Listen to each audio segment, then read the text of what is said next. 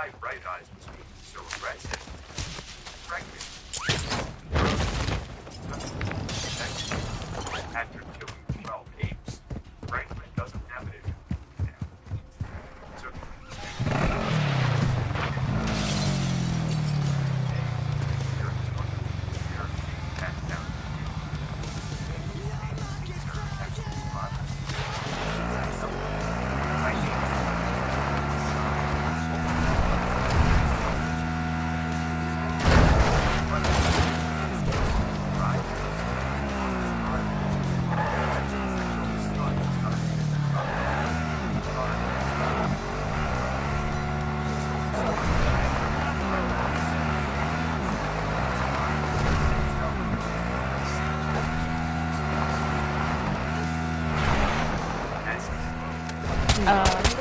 Friendly. There's a solo over there though.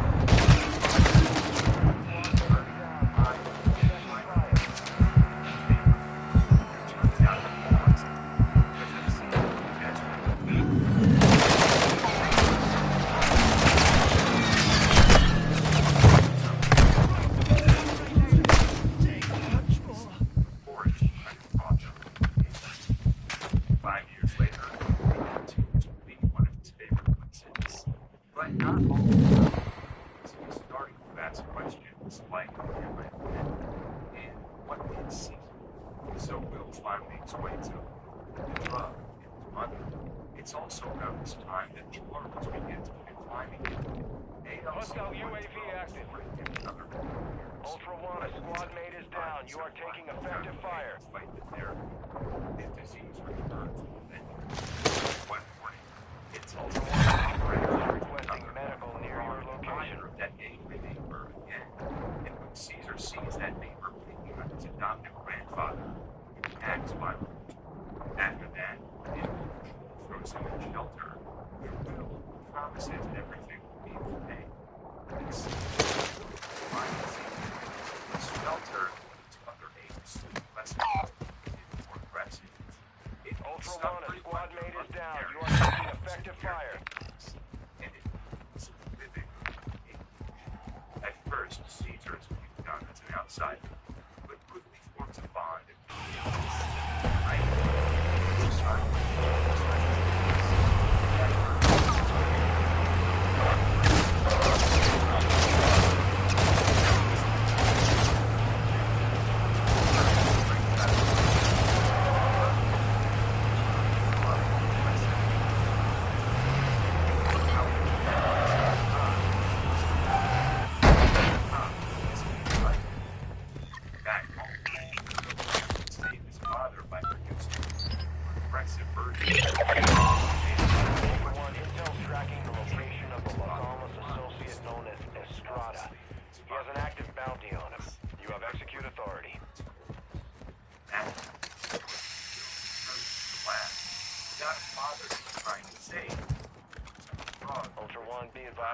and the target's location now.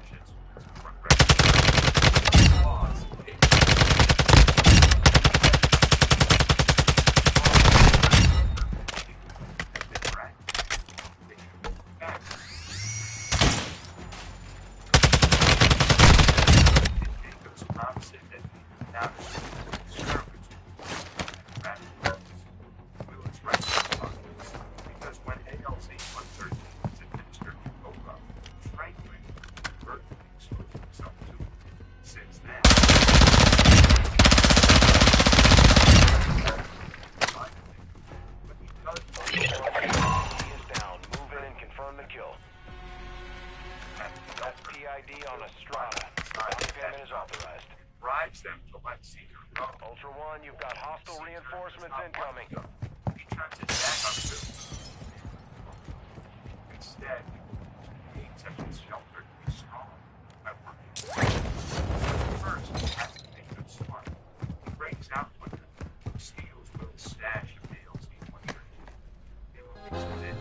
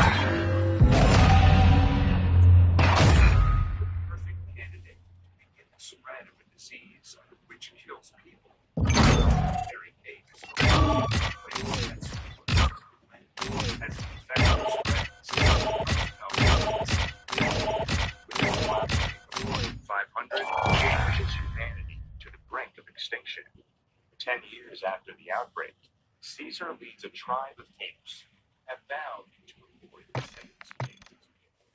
They live by two creeds: ape not kill ape, and apes together strong. Things are going well. Caesar raises a son with Cornelia named Blue Eyes, and soon they have another, who they name Cornelius. Sometimes Caesar thinks about humans, but as Maurice points out, there's been no sign of them in 2 winters. Most likely, they are all gone. But Maurice is wrong. One day, Rocket is out hunting with his son Ash, and they run into a human. The nervous man draws a gun and shoots Ash, injuring the human. A few more humans join the group, as they're surrounded by apes. Caesar orders his tribe to stand down and shouts for the people to go.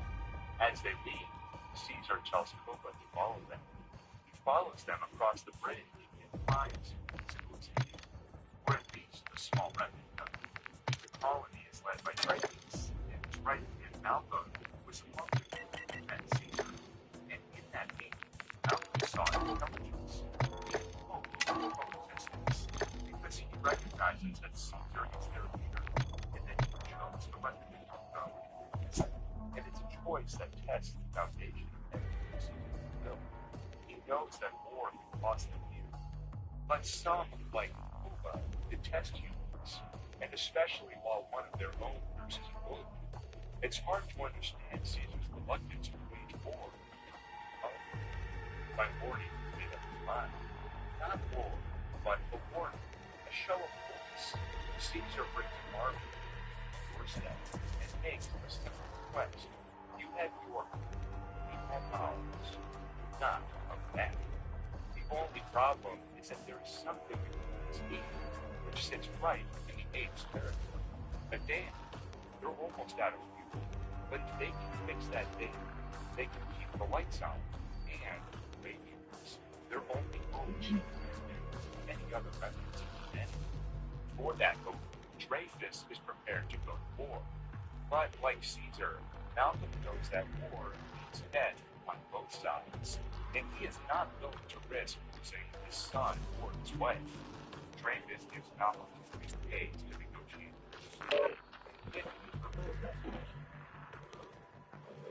Malcolm returns to Caesar's territory and humbly asks if they can repair the dam. And Caesar allows it, as long as they hand over their guns. Why? Koba asks. And Caesar explains that if they don't let the humans work, the humans will instead use force. There will be war, and many apes will die. The next day, Malcolm and his team make good progress on the dam, but need a little more time. Time they may not get, because tensions nearly boil over. Finds a gun in Carver's bag, the same trigger-happy Carver who shot Ash. Caesar had told them no guns. Now the problem. Malcolm and Ellie Welcome to Al Mazrah. Explore, secure intel, and loot to gain access to new missions. Enemy threat is high, so expect contact.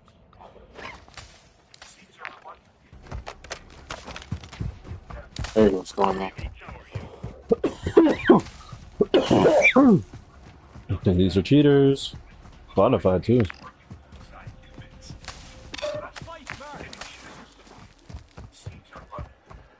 Yeah.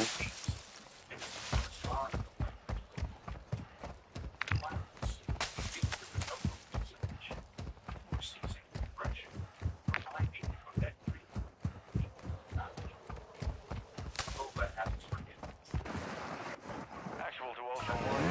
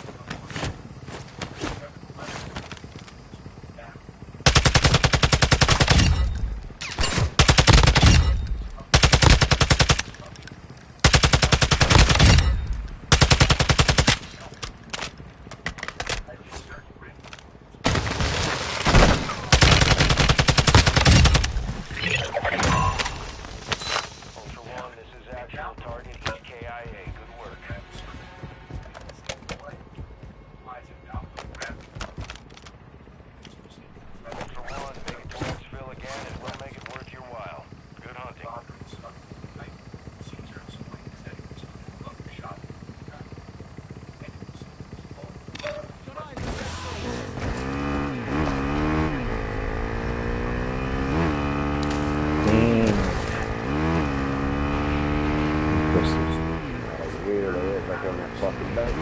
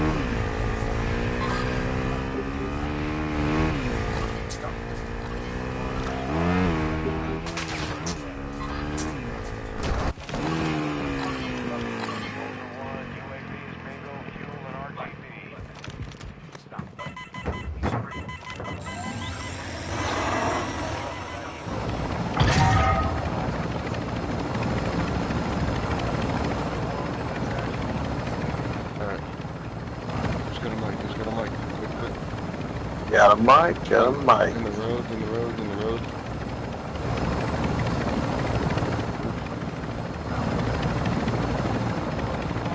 I'm good. Hot.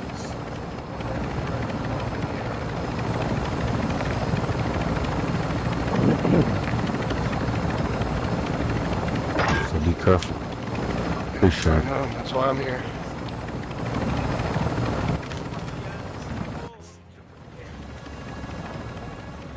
Soon, that army from the north. Somebody just pushed it right here.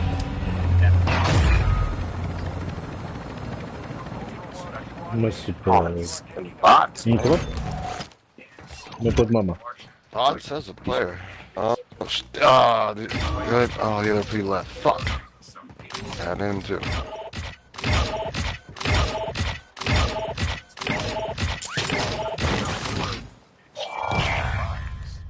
But it is the apes are called donkeys and treated as such. You want to plea out?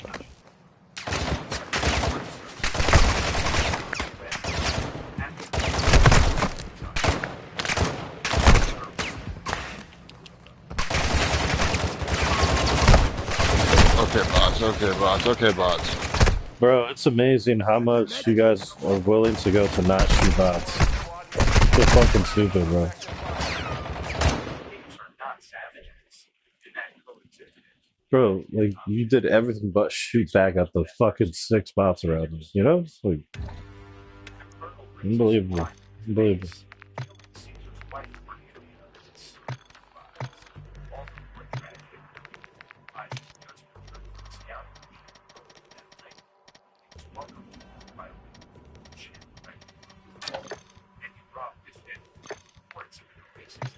After a long journey across the searching for these last 10 years.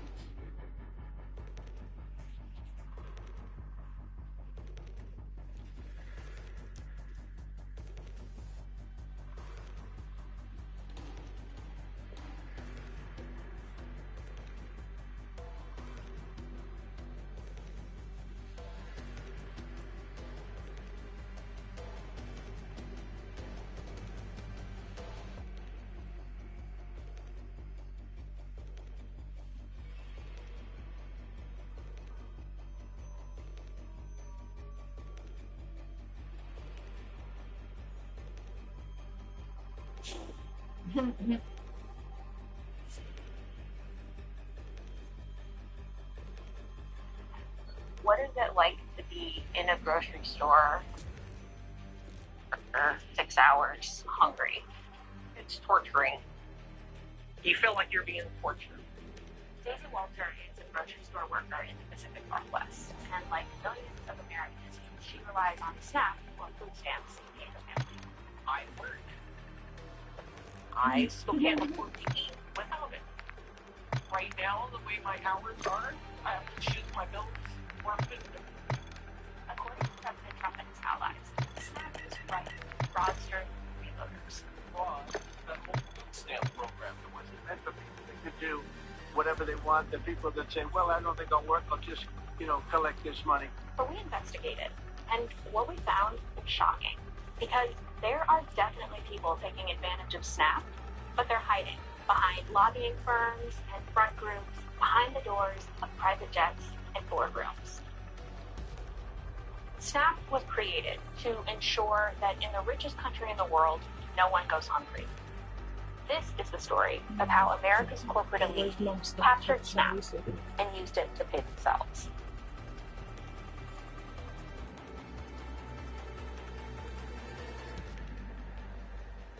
Welcome back to the Papa B channel. How Ooh, you he doing? did How you RuneScape. doing? Conan Sun Damascus. Today we're going to talk about RuneScape. We all have specific games that hold a special place in our hearts. For me, it's basically just Magic the Gathering. They both make me very sad. I don't know if I would include this, but if you went back and looked at my search history of the things I've said, yeah, it probably would be good. I guess that's special. I feel like I like the idea of games more than actually playing them. I like Silent Hill. I don't really like actually playing Silent Hill. You know what I mean? I don't know if that makes sense to people, but that's how I feel. But for many people, they spend their formative years playing one of the most popular MMOs of all time, RuneScape. This game has stood the test of time, evolving over the years to develop its own unique community and culture. Today, thousands of people still play the game consistently. It's one of the pioneers of the free-to-play MMORPG genre. It's inspired a time where new games coming from work. It's fascinating to see how this Oh, it's because of this. this is my Castle Wars. It's the Castle Wars all over again. That's why I'm so upset at DMZ. His friend, I didn't have internet growing up, so you get like little spurts of things, and this is one of the spurts of things where there are. Same thing happened in RuneScape. They came out with this game mode called Castle Wars. Have you heard of it? Think you seen me play it? Yeah, it's capture the flag, but with RuneScape combat. When it came out, it was like really popular. It was like for like I would say like a year, the most popular thing to do on RuneScape, and the Jagex literally killed it because they wanted people to do other stuff in RuneScape other than Castle Wars, but people were like, we more Castle Wars, like, and they fucking killed the game mode because it's, they wanted people to do other things. Yep. That stuff. No, I just realized that. I'm like, oh, this is like Castle Wars all over again. Like,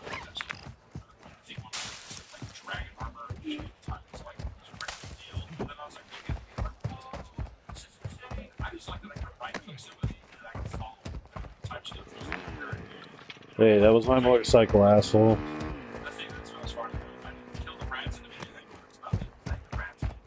Good bitch. Just left us.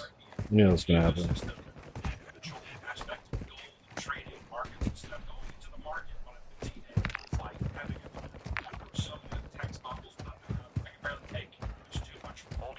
Operator is near your location and requesting medical. Because in 1998, Andrew and Coward Paul, two brothers from the University of Cambridge, developed a browser-based MMORPG named Devious Flood, or Multi-User Dungeon. It was a bigger-boned, isometric game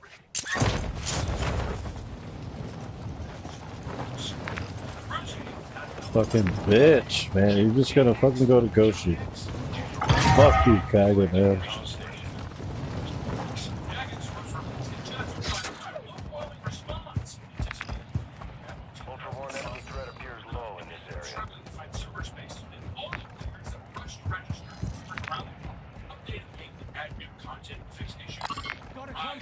non-stop stream of new incoming players. During the early 2000s, .com internet-based companies soared in value because of the belief that these internet companies would be are taking effective fire. Well, eventually, the bubble bursts, leaves the intense budget cuts that resulted in RuneScape's website ads being cut down dramatically. This, on top of rising server costs, meant RuneScape was on the verge of shutting down completely. This eventually introduced paying memberships too, so a whopping 5,000 people joined. We control the UAV tower. Movement! But still be free, and members got access to the new exclusive future content. Moving here! Those early days was like Wild West. Sorry, you paid more than you can. I bet you like that's like. Moving!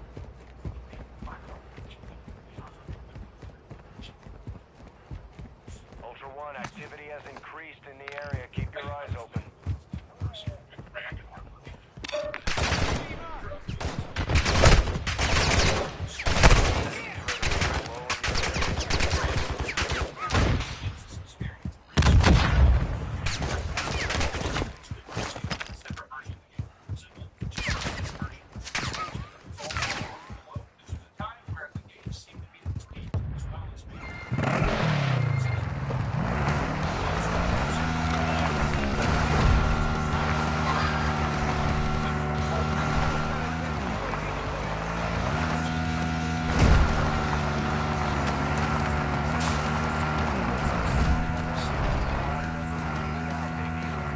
I wish there was that in this game.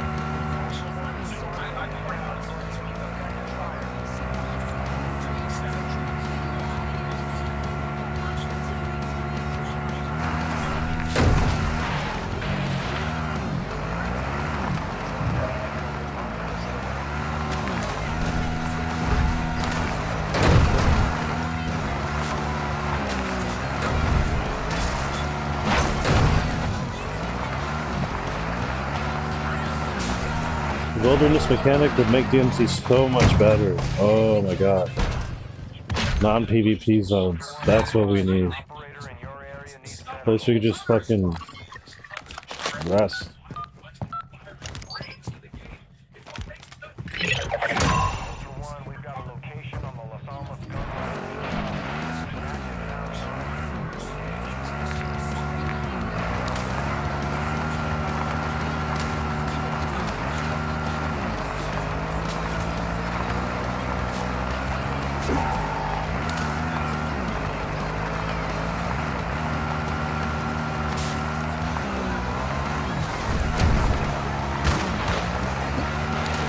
Oldest trick in the book. It's like your rite of passage.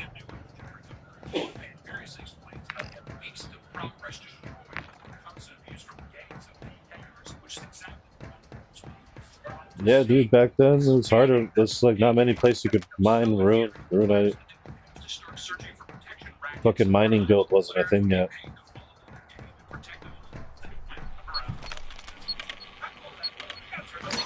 They didn't all the guilds didn't come at once. Oh fuck, I'm being sad. I'm being sad. It's fine. Okay, no problem.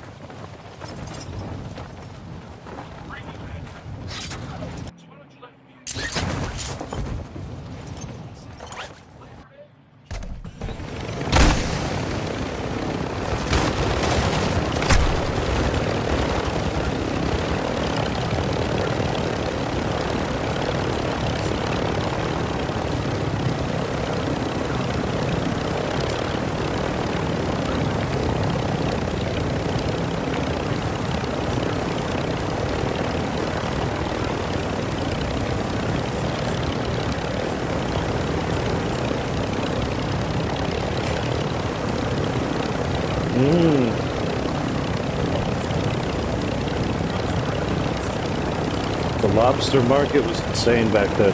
You don't understand. It was like the 90s coat thing. Oh my god, I'm fucking weird.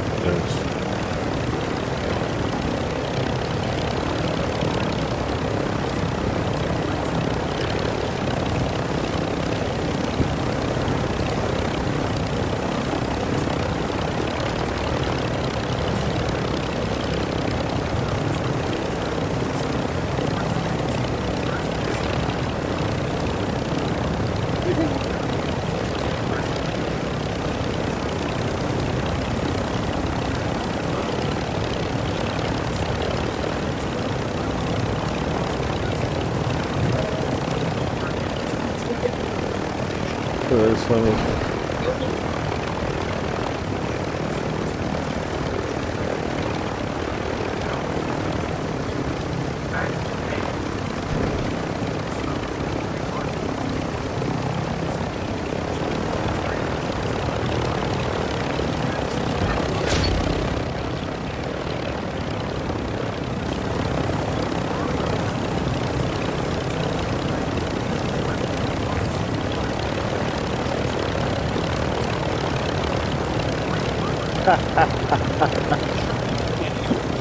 That's a good one I used to do.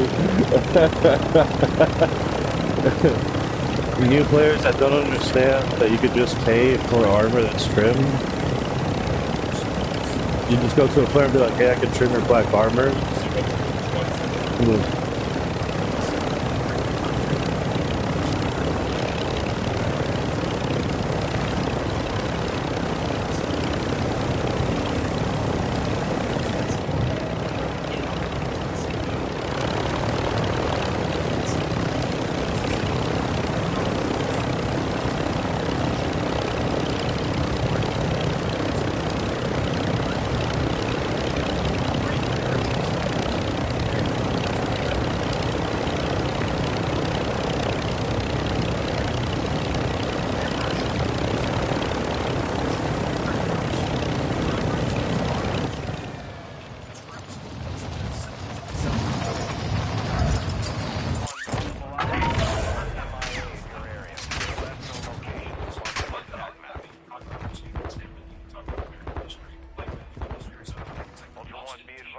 Scavengers in your immediate vicinity, stay sharp. 2006, it all began after a player named first person left one of those structures. Celebrate. Congratulate him hard. This is a massacre.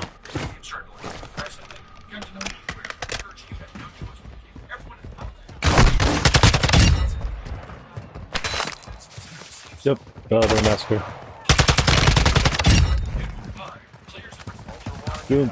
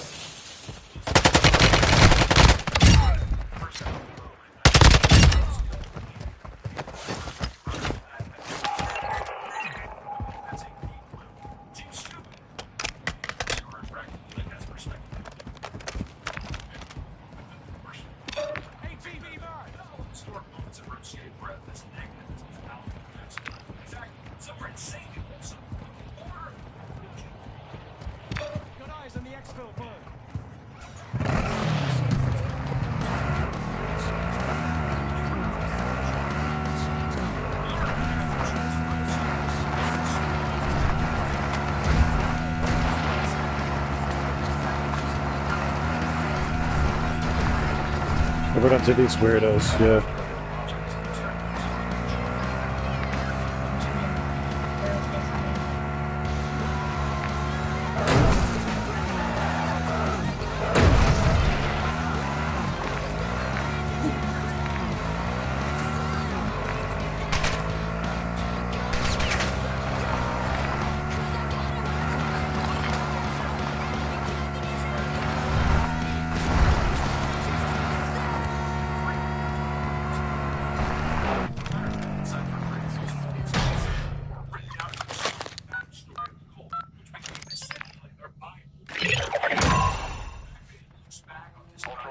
Intel has located supply boxes we need you to secure. Objectives are marked on No your test chart. way.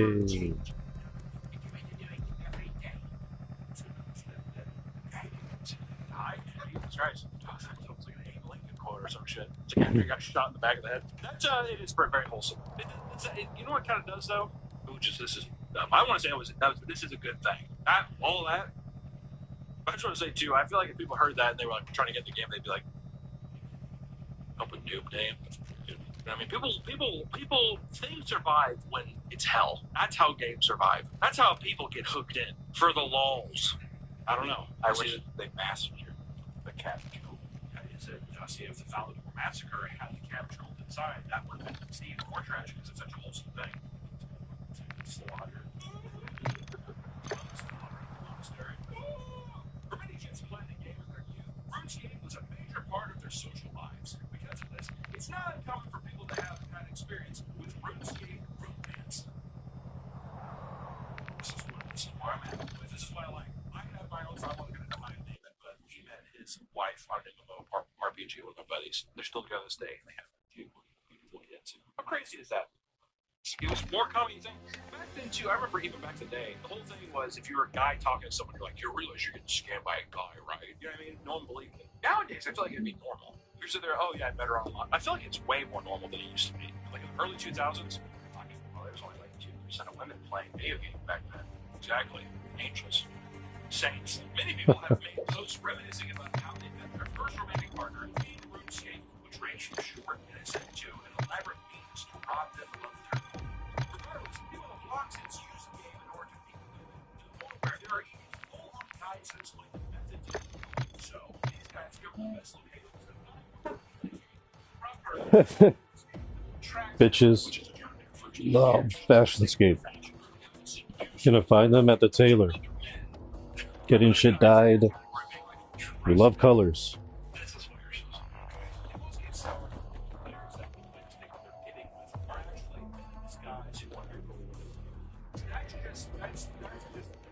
Hey man, I've had a few girlfriends in RuneScape trying to be boyfriends. It's happened to everybody. She was 14. She was duped by a man.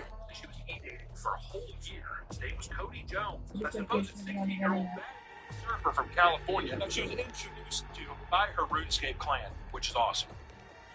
I love the idea, like, where he's walking over and it's like, what's up, I'm Cody Jones. I love to surf from California. Little brother of their clan leader, John. They would become so close that after a year of dating, her mother let her fly to California to spend the day with him at Disneyland. But when she arrived, suddenly, Cody and members of his family, who were also in the guild, stopped responding to her. After a long stretch of radio silence, she received a text that read, "Hey Amanda, it's Jess. Cody's in the hospital. He tried to kill himself with a bottle of pills. He won't be around for a while." Whoa. I was going to say, poor little girl. Oh my goodness. What's in there? Oh yeah. It's so low. Thank you for your kisses. I need your kisses. Thank you very much. It made me feel better. I had to change my socks. Yes, I'm not gonna yell at you, I promise. You gotta wear stuff in No, your no, legs, there's bro. no more. So leave the tip. No more angry They thoughts. tried to see past his appearance, and they ended up kissing that night. The more time they spent together, the weirder things got. God, I noticed you had a sausage and bacon. Which is already bad. When you're 14 or 15, you're like, It smelled like bacon. I don't know. I couldn't see. But it did smell like pork. That's And wool beef. socks. Yeah, pork and beef. Yeah. Dog is so slow. Be nice and comfortable. Play nice and comfortable, and just enjoy it. Nothing bothers you. Roll up, smoke. Enemy threat is high, so expect contact. Oh, look, Zenith on top is in.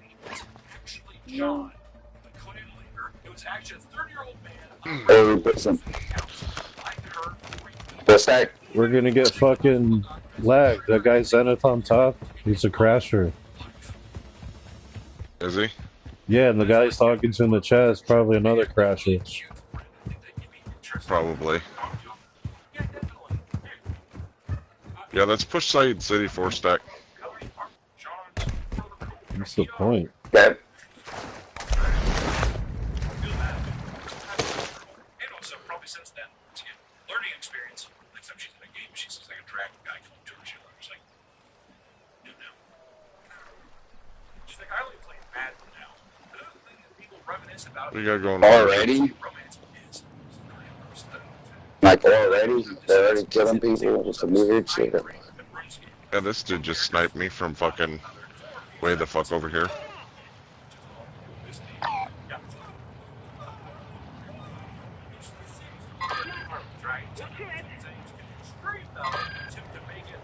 That guy on the boat, he's a good hit. Cyber sex market. One player set a specific world as a high population of characters soliciting cyber sex through an alt accounts. Alt accounts just means literally shit. It's just like a red district. So like I'm like a RuneScape that's their own. My boy told me. He claims that there are lots of female accounts. Yeah, my boy told me that they got this shit now that you join this lobby, or like he said, they thought the hackers thought that he had disguises, and so they pushed him hella hard. And they're like, "Oh, your boy must have the disguises or something." So they went back to him, and he was talking shit. He's like, "Man, fuck you, fucking bitch." Da da da. Well, they sent him a message and then said, invited him to a private chat and invited him to a Discord for cheaters. And they said that inside their little Discord thing, it explained that they have this thing that you can report them as many times as you want, but it won't let them get ricocheted, and it does some shit that it's like a protection so they don't get banned. And so right now when that dude said you can try, he has that shit. Fucking pussy. Can't find him on the list to report him in-game and shit, you know, and then fucking it does some shit that it protects him. I don't know. On 4 stack, like, you doing? Buying plates, then. I'm coming and buying plates, then.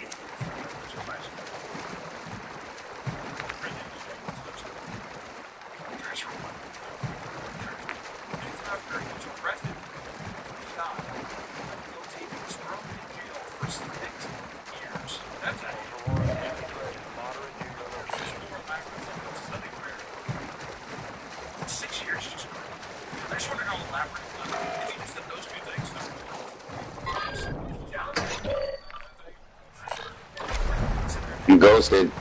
Pulling up straight to our building. And this isn't the first arrest happened because of RuneScape. 2013, girl Tyrant ran from one of his friend out of his goal. Then moved to rank for some time. And Tyrant decided to get back at him by sneaking on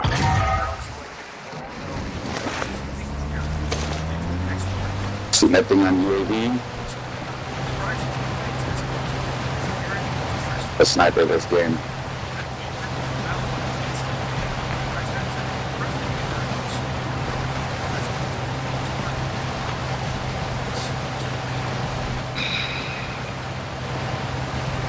But crash it because watch this.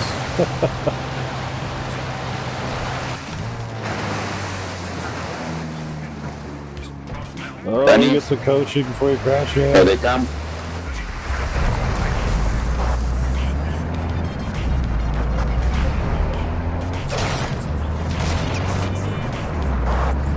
Get on the little skinny part next over.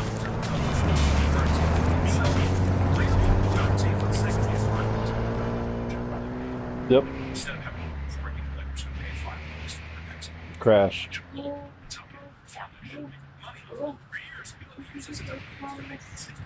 Oh, don't say that. Told you guys. Because of this, they rushed to take action. I mean, they got so many. That's what accounts for 2007.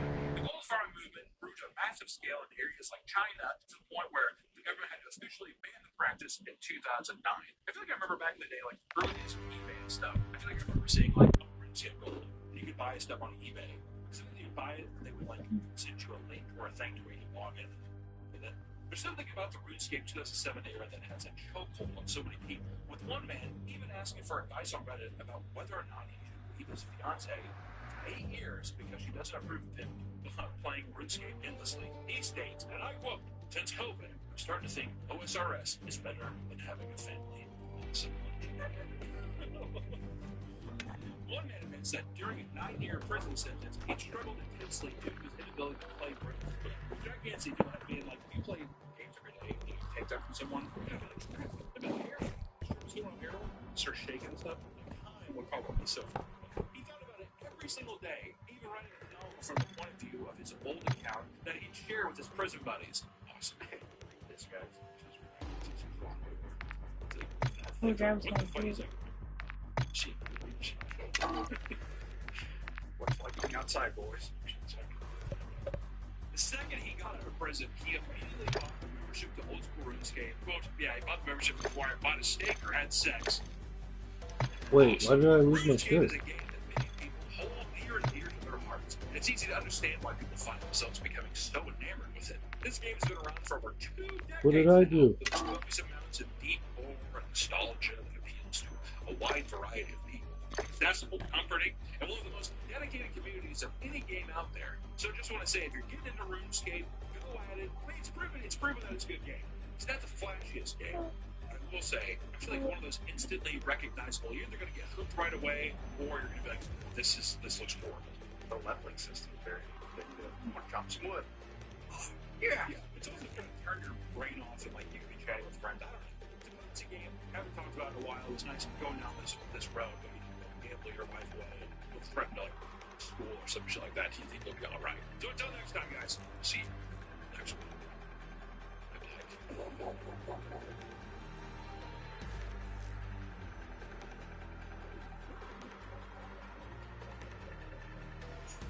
to the Papa Me channel. How you doing? How you doing? Come on, sit down with us today. We're talking about. Okay, my phone. Answer my phone.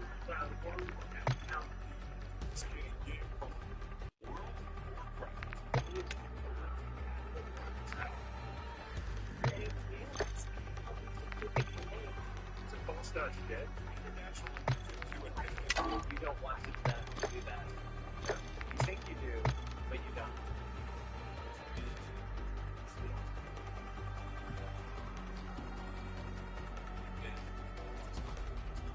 Today we're talking about World of Warcraft. It's got to be the most well-known MMO. Which if you don't know what RPG is, you definitely don't need. Or you're probably young. I wonder what the median age is for MMORPG.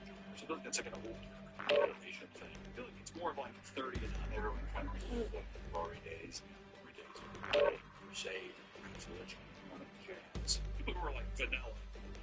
Alright, look, can we go back to when there was like nothing in the game, please? Everyone's heard WoW is the moral of the story. Somehow, some way, you've come across it in some kind of different medium. Maybe your friend had it, maybe you saw it. You know why there won't be a new DMZ? Warcraft. It's been around for more than 20 years. Even if they make it and put it in the next game, it's not going to be free. What else is there? Guild Wars? Guild Wars 2! The One Piece MMO that's coming out. Is it really an MMO? And people are going to remember what they did in this one. They're not going to want to pay for My it. experience with World of Warcraft was I didn't have internet growing up, so I would go to my friend's house, have really shitty internet. Then still had the CD-ROM, mind you. At that time, it was like right towards the end of Welcome to the DMZ. Explore, secure intel, and loot to gain access to new missions. Enemy threat is high, so expect contact. Like a battle chest thing that I think had the original Burning Crusade in it or something. Super stoked, and then immediately I was pissed because like immediately Wrath Lich came after that. I was like, okay, money for this. It was mostly just going to my friend's house either after school or weekend to just gamble. Like leveling up with my friends and like where I just start a new character, just like my friend would take Adderall, just order pizzas, and he'd make a level 60 character. Right? I was like instances where those dungeons, and I don't think I ever did a raid like going, especially in Burning Crusade had a lot of it's like a dragon fight, and the enemy has a sword. Ultra One, a squad mate is down. You are taking effective fire. Or something. It was like a two-handed sword. I can't remember his name. I remember his name. So it's very nice to draw it and stuff when I was younger. I was like, mean, difficult sword. I'm pretty sure I can draw a sword.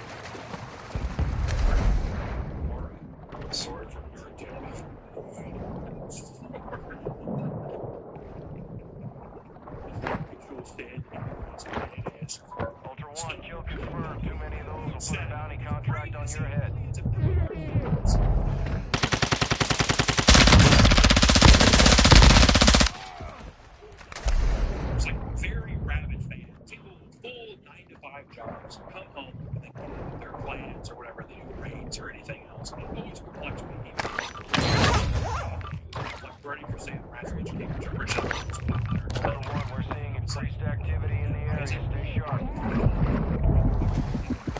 Besides this, and the West, the site never got to experience it with like people we like have that kind of relationship with the game, but it was always fascinating. It's still like when I go into a stream, I see people like there's streamers who get 20,000 plus viewers just watching a guy sit there and it's just like you look at the screen.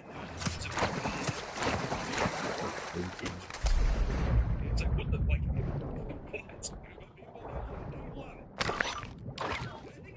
Take a look to see what makes it so wise. Something that brought this idea back to life recently was there's some World of Warcraft drama going on. We don't have a lot to talk about. Alright? It has to do with OnlyFans, which is a World of Warcraft classic guild that blew up within the streaming community. It was made by one of WoW's biggest streamers, Sodapop. And it's a roleplay server with 100 other popular streamers in a race to defeat Ragnaros. 40-man multi-core awesome creators in it, like Misgift, QC, and another one who I have been dubbing World's Greatest. A squad mate is down. You are taking effective fire. At least in the confines of video game. You'd be like master in the league, and then you end up like ranking someone like a high rank in chess. I think it's Grandmaster. It's Grandmaster in chess, like Magnus Carlsen. And you know what pisses me off more than anything? Guys say something, and you know, anybody will take this thing.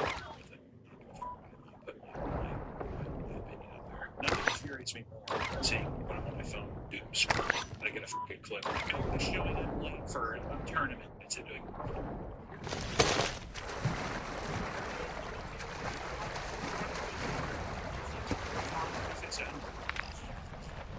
Oh, fucking big. You just over there watching me? Just show up time. Job done. Sit there, Polish guy sitting there, he's just like. Guild takes place in a hardcore server. A squad mate is down. You are taking effective fire. That's trash. Lose race factor. Oh, never mind. Requesting close air. Target marked. Phoenix 2-3 visual on the target. Strike inbound.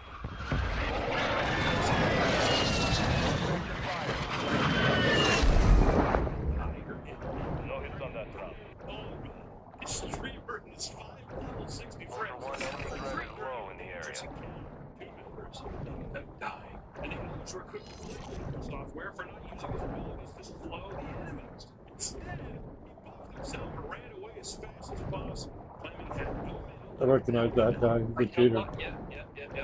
Why are you walking, bro? What are you talking about? So are we in the hardcore server or not? There's a bunch of pig-faced dudes that can't get out. They say, this one is your kid. Go on eBay. Yeah, Elon Musk. These kids to level up his Diablo 4 account. I am totally number 4 in the entire world. That's how Elon sounds. I'm number 4. I can't believe this is happening. But this sparked a heated debate. Many arguing that.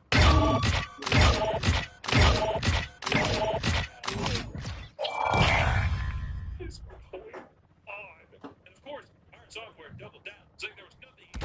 He just wants me to sit down, grovel on my knees, and be like, I'm so sorry, Mr. Yamato. It was all my fault, the mage. I won't do it again. I'm so sorry that tank overpulled 2 packs and a boss. Oh man, oh god. Next time I'll save you from the big mean 2 packs and a boss that tank pulled. Like, are you kidding me, dude? But the backlash was so intense that he was eventually kicked from the guild entirely. I got kicked? Oh my god! Good luck sleeping at night, buddy. In a statement on Twitter, Pyre reveals that he had received thousands of death threats on top of being doxxed all over the internet, including in-game, all for a stupid mistake made in a WoW server. There's almost nothing a person can do to be doxxed and death threats. Seeing all of this crazy shit happen is kind of what sparked me to want to do this video. I'll be honest, I don't really give a fuck about the drama. I don't care. I really don't care about it. So I'm more interested in people's fascination with the video game. It's not about that. If you came here for that, it's not about that. That's the last on that. It's done. Bye-bye. But it's insane to think that a few people dying in a video game could push a group of people threaten someone's life, which feels stupid to say because at the same time, as I say that out loud, it's happened times before, and probably even with this game. Sure, you know, right? It's a hardcore server. These people's lost over 100 hours of their lives leveling up these characters, so no wonder people feel so passionate about the trail, right? And also, you're on a streaming thing. People are tied up with emotional response to their favorite creators and all that kind of stuff. I get it entirely, but still, we're in Silly Town. We're not your Silly Town, we're in Silly Town. All I know is that if my Minecraft server got deleted because of a streamer, I would dox, send death threats. As on a hardcore server, someone didn't use their natural abilities to slow down the enemies so we could Happy to help, mate. I'd kill and I had to reset my character on this hardcore server. I would either one, I would kill myself, or I would dox and I would strangle to death the person that was responsible. Those are the two only options. I'd either put a gun in my mouth and blow up my fucking brains, or I would dox the person that did that and I would strangle them with my bare fist. And then let me think this. If there's people that are taking it this seriously, this have been this seriously with Warcraft, there's got to be something I'm missing with the hype of this game, with the lore, with everything. There's got to be something I'm missing, and I want to find out what it is. Which leads us into this World of Warcraft. I feel like a spell, like a World of Warcraft spell. I want to be like, what's the big old race? Tor. I'm also one of those aliens, Drana. You know, it's my least favorite World of Warcraft race. Like races in World of Warcraft. No. How'd you know? They are kind of weird. They so tiny. I also hate seeing them all tiny and shit. I got here for you. Link. Cake. Stole that. They gave me mistakes. Trying to answer. Somebody. It sucks. This video is sponsored by Magic Spoon. One bite at a time. Magic Spoon is a perfect fit for a variety of diets because it is high protein and sugar. And while you're feeling good about what you're eating, Magic Spoon also has the flavors you love growing up. Fruity, cocoa, peanut butter, you know, the trifecta. All of these flavors are with 13 to 14 grams of protein and are completely gluten-free. Magic Spoon also has cream. These protein bars are crispy, crunchy, and completely guilt-free. I know I had this operator. I also didn't know that the came with a pre-medium bag. If I go on solo, it's a free selfie.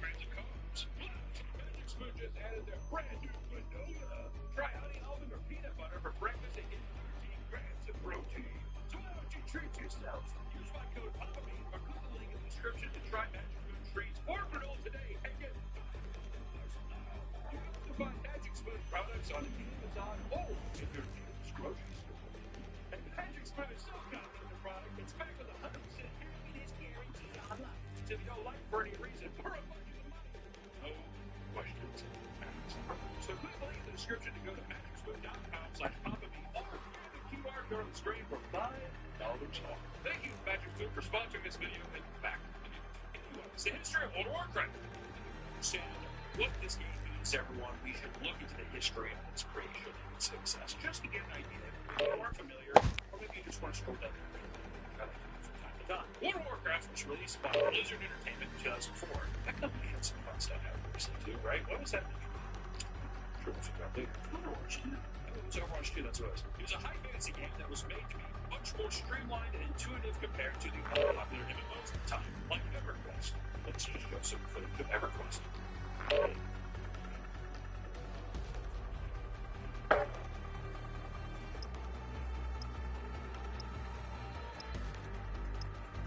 Bad. It was such a huge success that the developers didn't even have the hardware to handle a large influx of players. People were smoking this thing like crack. They were injecting it in their veins like heroin. They couldn't get enough. People were addicted. Ladies and gentlemen, people were addicted. Players were grinding through the game nonstop, with many recounting slugging out of their college classes because of it. And the game has constantly evolved throughout its lifespan and has a total of 10 expansions so far. 10. It's crazy. They already announced the next 2 expansions. What were they? Is it Pandaria 2? Is it Pandaria 3? So at the BlizzCon, we will be going back to Pandaria twice. Welcome to Al Mazrah. So it's Jack Black. Yeah, but once the content tries out every 2 years, Blizzard adds new locations, items, playable races, and story elements every 2 slices of the game. Intel contract here. He's British? That's it.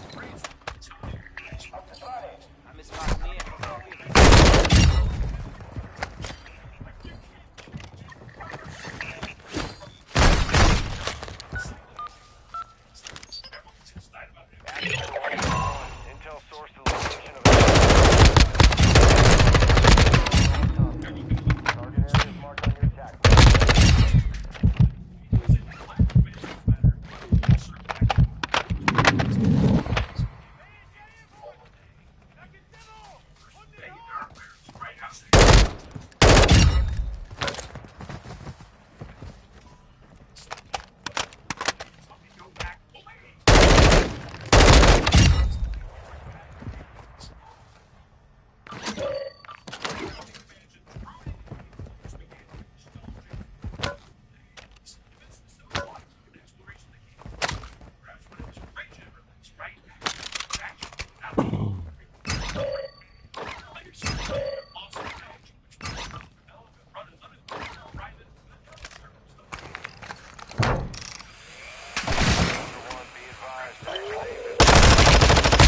Ready for a gunfight.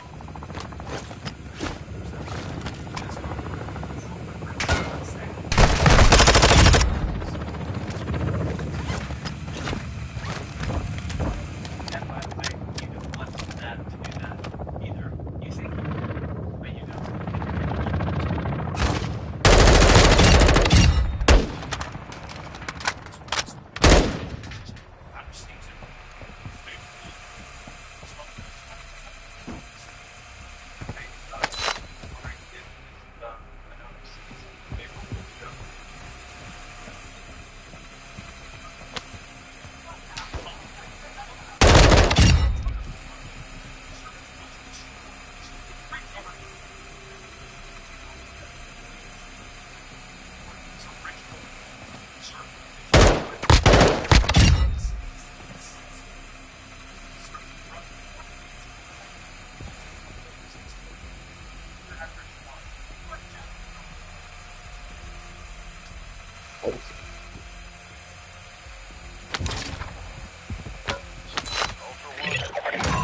Secure all contents.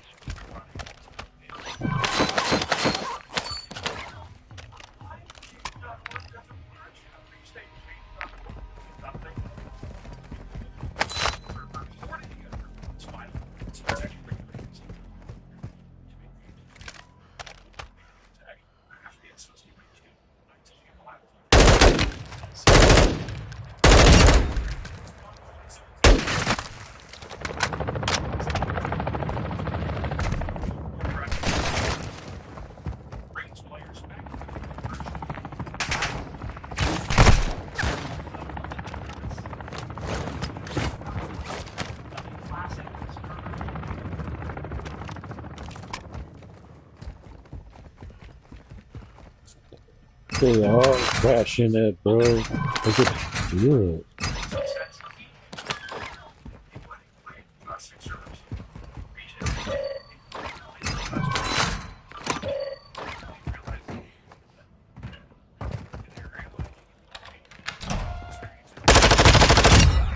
Also, I want to say this too.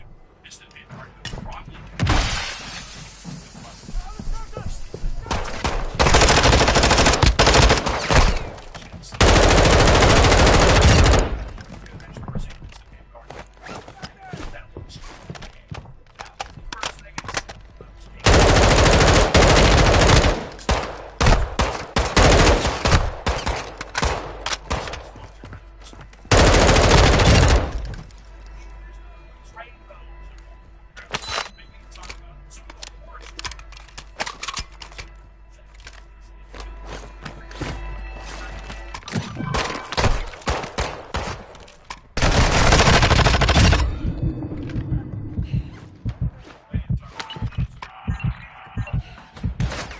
This team is so fucking laggy. I'm desync. Just leave it on me. Copy that. Longbow 3-1 is on station.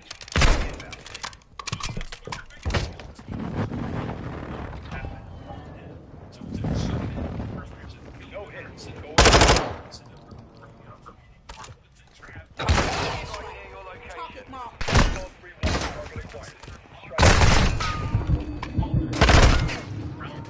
not sure what Enemy UAV overhead.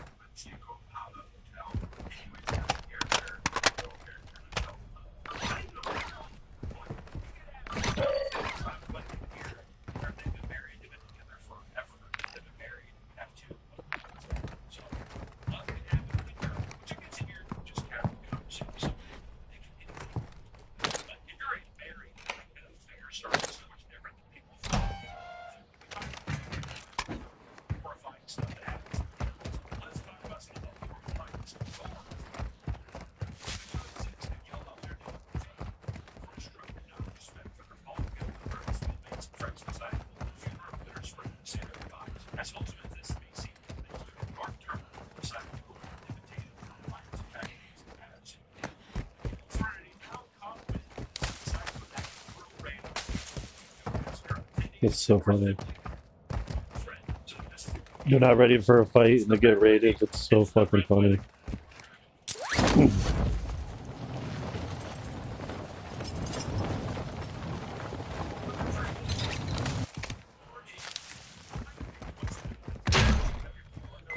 Why this match? Why not crash this match? Why have I been left alone? I came in solo. It's the only difference. I don't believe it. I believe something bad's gonna happen.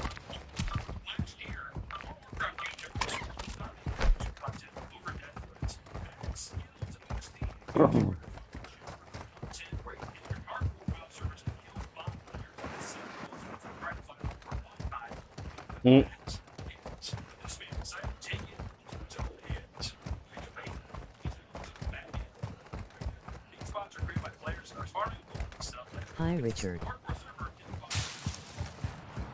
Hey, how's it going? Some people showed screenshots from Discord channels in Taiwan and Russia where they detail how they're going to cut off his fingers and his feet. Go check who's in the chat.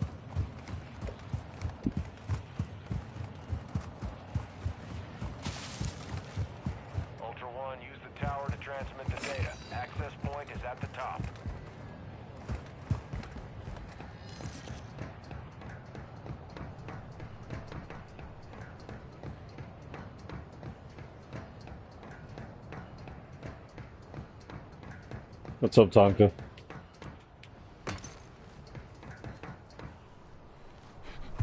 I don't think we're gonna get this freaking Axel. I don't think we're getting the 10x one at all.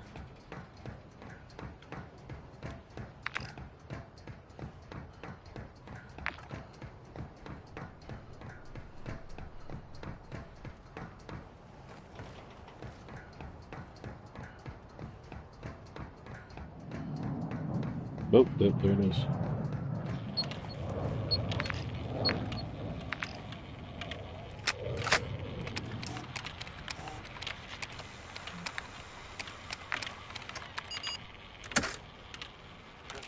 I did switch to this new operator. Maybe she'll have better luck.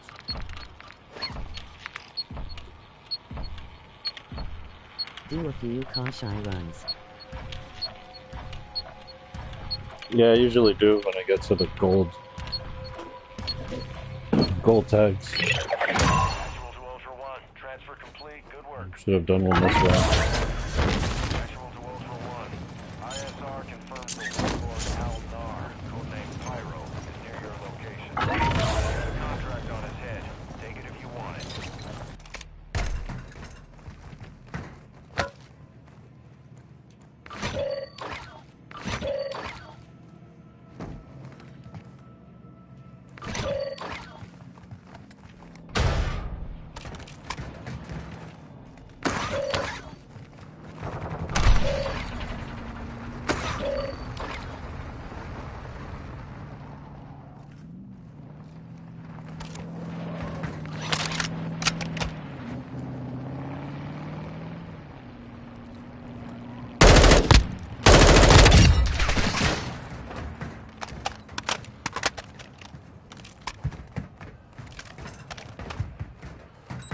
I've got 2 6 skins and 2 1 Damascus.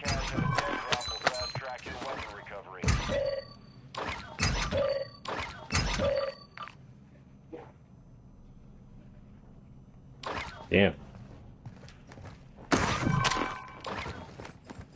Are you also gonna make all of them Damascus when you retire them?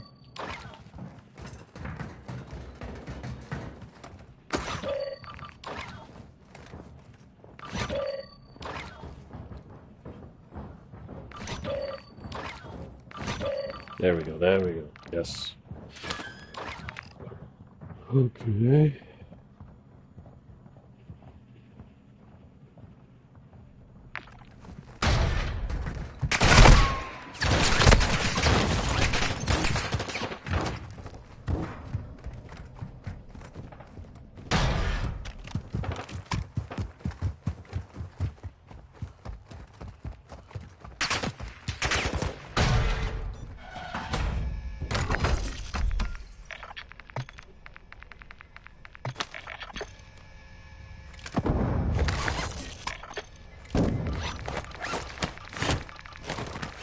My yes, I just need 371 gold bars and my game is counting.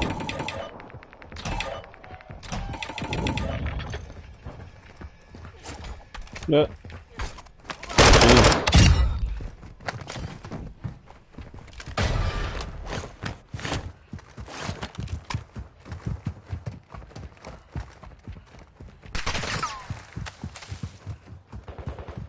I don't even think I'm gonna be able to 100% this game.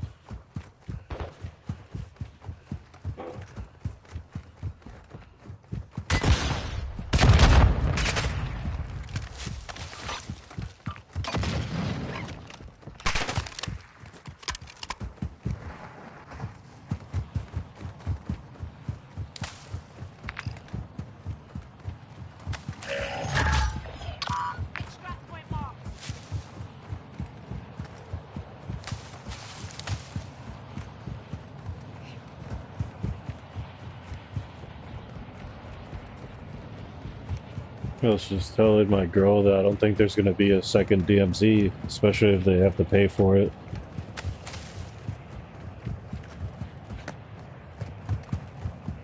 I don't think people would pay for this experience.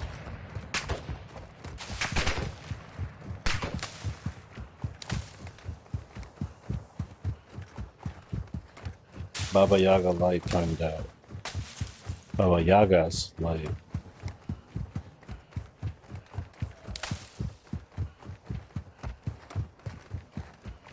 I got in a match with Zenith on top. Sorry, I think it's a girl.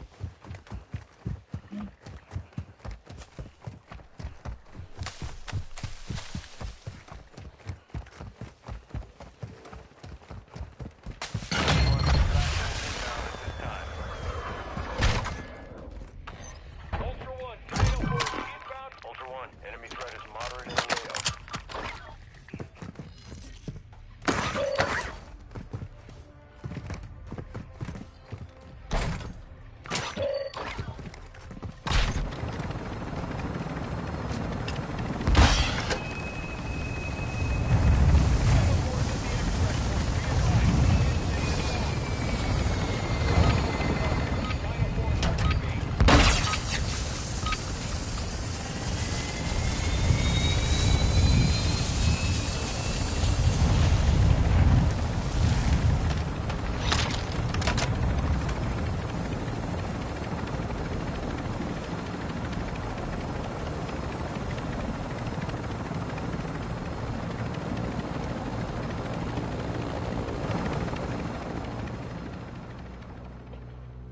Oh, that's one game.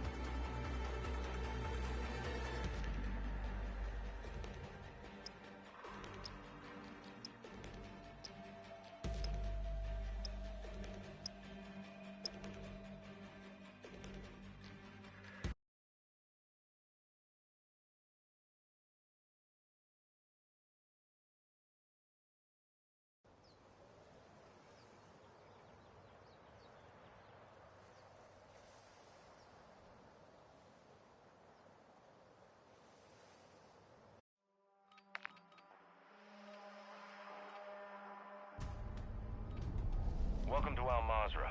Exploring, looting, and securing intel will open access to missions and targets. Expect resistance from local forces and watch for other operators in the AO.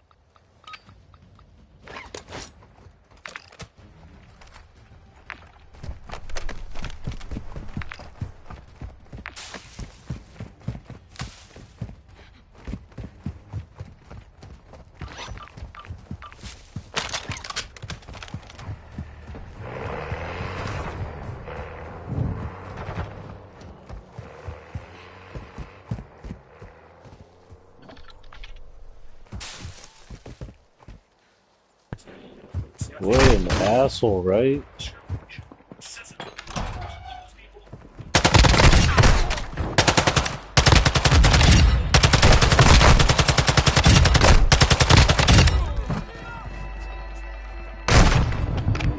Oh.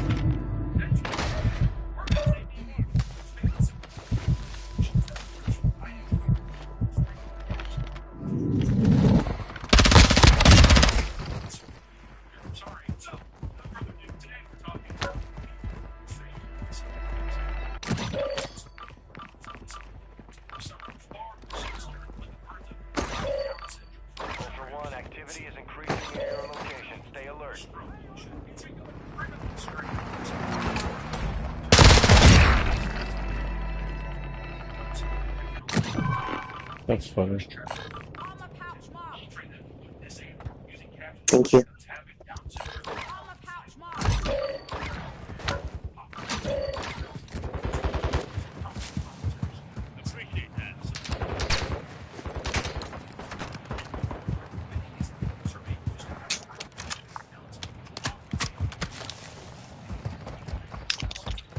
Nice.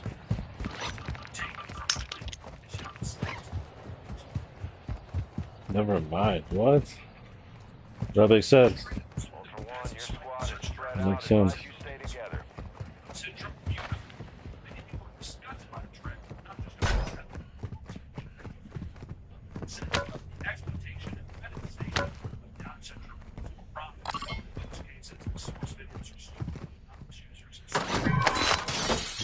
No way. There's no way, bro.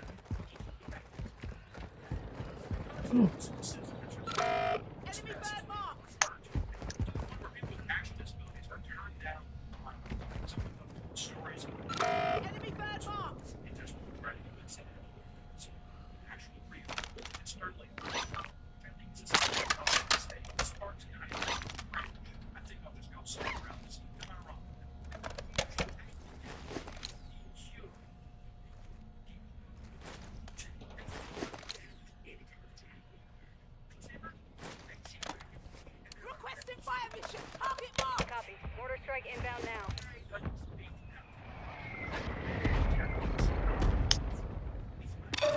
Got it.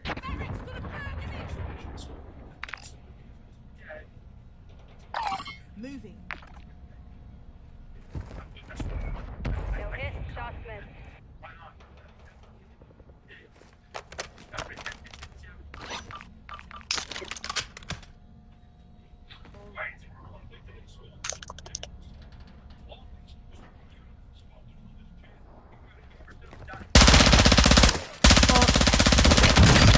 Yeah, don't tell me I'm cheating.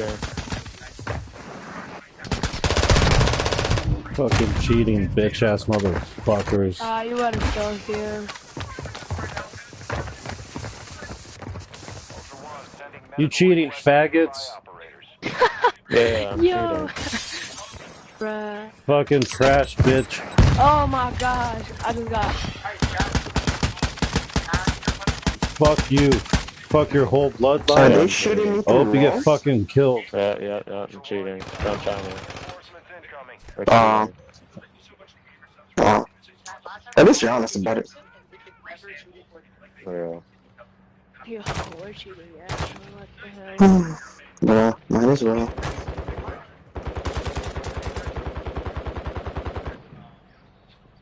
Still got yellow up.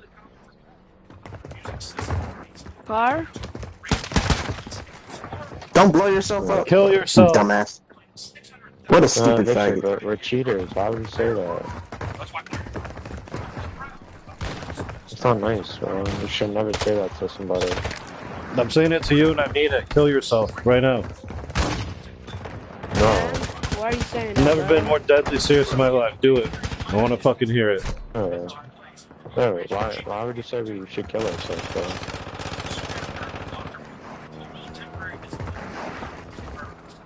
That's not nice, bro. Whatever. They're gonna crash the lobby and I'm gonna get my shit back anyway. So kill yourself. Yeah, I'm gonna crash the lobby when I die. Yo.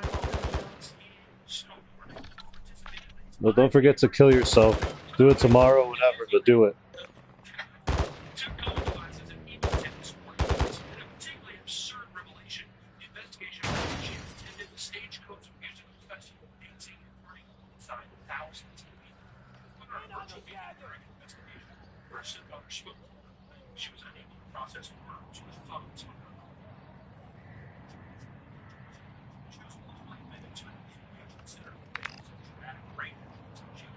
Ultra One, we're seeing increased activity in the area. Stay sharp. Come on, yellow, they're gone.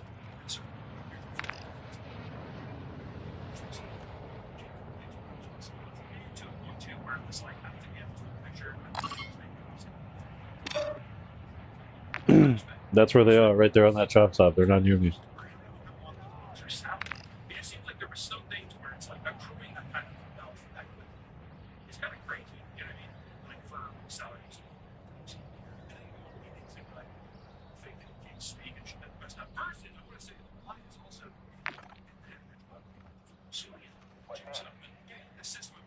Like, the government's throwing some shit. Also, the government's watching Doc. I'm joking.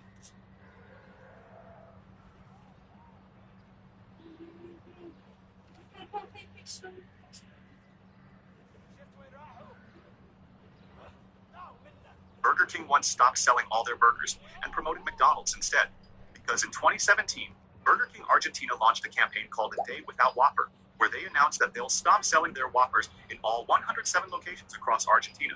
And the staff politely redirected customers asking for a Whopper, suggesting they go across the street to McDonald's and order a Big Mac instead. This is because McDonald's were running an event called McHappy Day, a charity event where every Big Mac sold helped support children with cancer. Burger King sacrificed most of their profits to support the cause, and the move worked. It generated massive attention, boosted charity sales, and became one of the most talked about marketing campaigns in fast food history.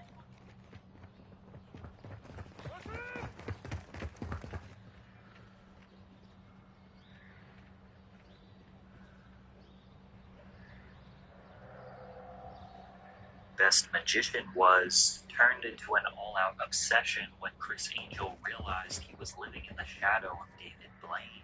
On radio shows and in interviews, Chris was always quick to throw shade at David. You know, what's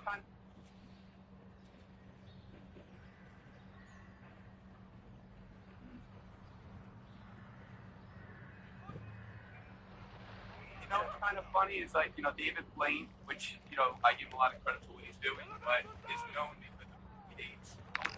Ultra One, you've got hostile reinforcements incoming. Dedicated an entire television segment to mocking Blaine, using a full hair and makeup team to transform himself into his arch nemesis to sell the joke. Years of tension kept building until Chris finally decided to confront David face to face backstage. His response was more brutal than anything Chris Angel could have imagined. David Blaine had a vision for magic that nobody else did at the time. Most magicians relied heavily on visual spectacles, fake sets, elaborate props, flashy costumes, and exaggerated theatrics designed to overwhelm the audience. David did the opposite. He wore plain clothes, was emotionless in the face, and gave small, focused crowds of people magic on the street for free. Stephen Chow, a former Fox executive, was chosen to produce Mr. Blaine's special, put it this way. He's the only magician I've seen who wasn't a geek. Blaine's approach made every trick feel personal and more real. It wasn't happening on stage far away. It was happening right in front of your face. He famously said in 1997, the reason for magic is to enlighten people or make them happy or let them forget their problems for 2 minutes. David's style and his mindset were authentically humble, and it made him stand out. He walked around New York City filming himself performing tricks for regular people and tried to make My teammate's a bot. ABC executives decided to take a chance on him, and it paid off. David Blaine's street magic was Your teammate is down and you're not doing anything. Please come. You've been going from house to house, dude. What are you... Like, no one loots here. Ever. This is a bad area to loot. Yet he's just, like, chilling. Yes. Come on, get out of there, dude. Get in this car and drive here. I think my teammate's a bot. He's not...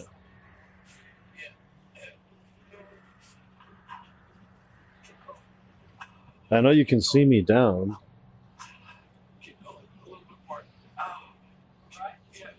Oh my god.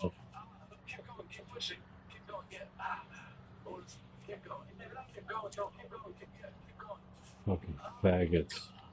I have to come here right where I'm at. The show became a resounding success, not just because of the tricks, but rather the stunned responses from each small audience.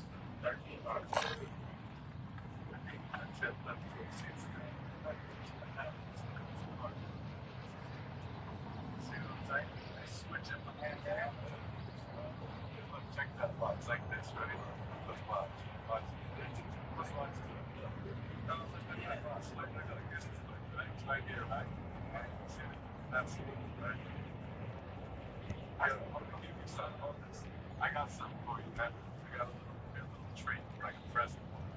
However,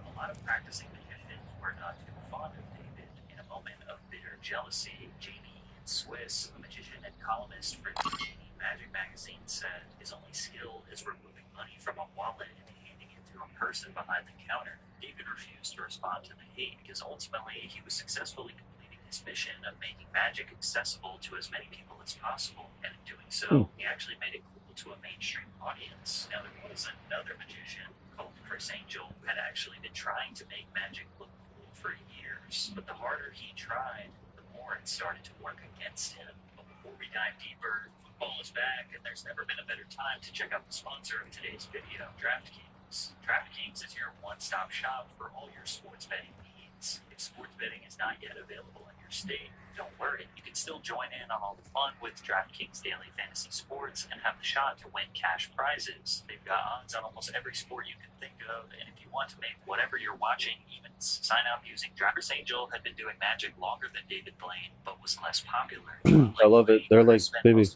they're like, don't worry. If sports betting's not available in your state, they're literally like winking at you. You can join our fantasy league and win cash prizes, rewards. I mean, not betting. It's totally betting. Early magic career performing for small audiences, but he genuinely felt like a career magician by the age of 14. No, but I was thinking about getting one. Birthday parties and entertaining guests at a local restaurant. His initial motivation Oh. Ultra One, activity has increased in the area. Keep your eyes open.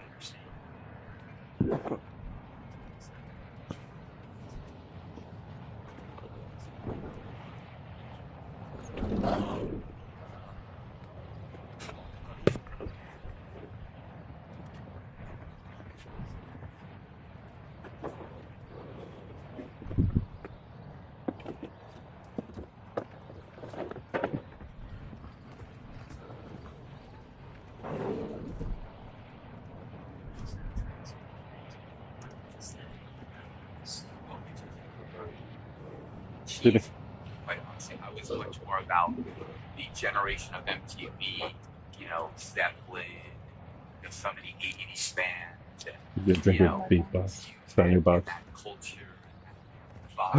See if his asshole's gonna come get me. Dude, what is he doing? Now, there was no structured career path to being a successful magician. Unlike musicians or actors, magicians didn't have a Friday. Dude, are you gonna come get me? What the fuck are you doing over there? No social media clips to go viral overnight, and TV networks only greenlit magic shows sparingly. If you weren't already a big name magician, such as Copperfield or Penn and Teller, you had to get extremely creative to market yourself and make money. And for someone like Chris, who basically wanted to be the first rock star magician, the market was even narrower. Despite the odds being stacked against him, Chris had an incredible drive. He was well into his 30s, still fully dedicated to making this dream into a career. Meanwhile, David Blaine rapidly passed him in popularity. Blaine's ABC show made him a household name, and he quickly shifted from simple card tricks to unbelievable endurance stunts that blurred the line between illusion and human survival. Unlike a magic trick where you know there's some secret method behind the illusion, Blaine's endurance feats felt brutally real. Although certain precautions are set to ensure that he doesn't die, there's no obvious trick to things like being buried alive, which is a stunt Blaine dedicated to his idol, Harry Houdini, who was buried 6 feet underground without a casket almost a century earlier.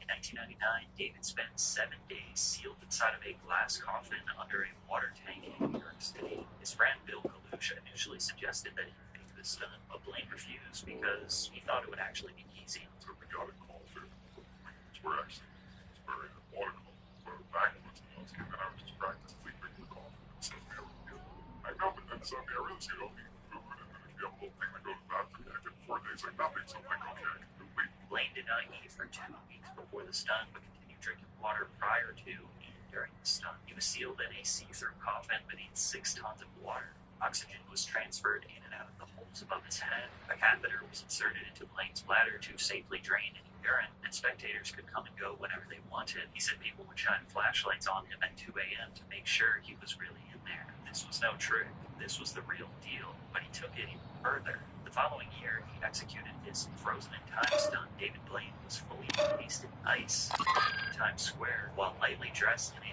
long-sleeve shirt, pants, and a beanie. He had a tube that supplied air, water, and another that removed urine. The ice was transparent and elevated so people could see that he was inside the entire time. He couldn't sleep or move because touching the ice for too long would cause frostbite. He just had to stand there, freezing, alone with his thoughts. Around hour 55, his eyes went out and began hallucinating. He was talking to imaginary people, felt like spiders were crawling all over him, and said that minutes took hours to pass by. On the brink of death, medics were forced to remove him from the ice after 63 hours. This time, the crew were silenced. There was no way to fake this. Whether you saw it on TV or in real life, this guy was on a different level.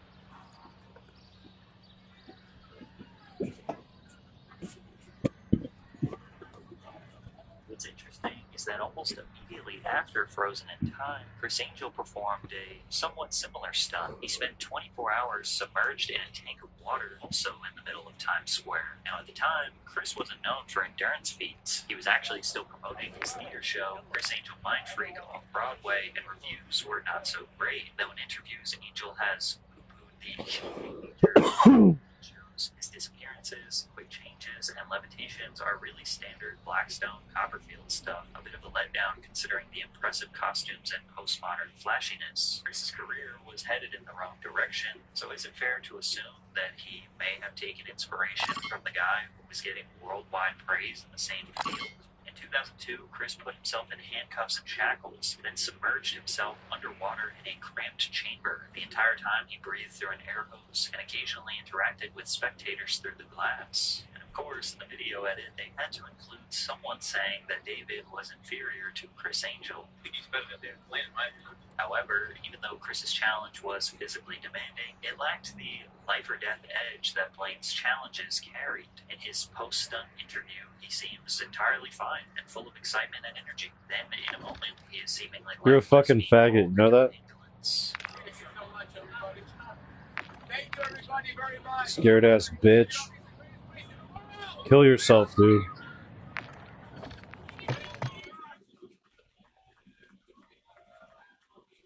Even if someone thought Chris and David might be neck and neck when it comes to who can push the limits of the human body further, David would quickly prove that there was no competition. In the middle of Manhattan, Blaine stood atop a 2-foot-wide pillar nearly 10 stories tall for 2 days and 2 nights. No food, no water, no sleep, and nothing to sit or lean on. There was also no safety net or precautions set in place in case he fell. Most people could not stand for 35 hours straight, let alone being 100 feet in the air, constantly battling wind.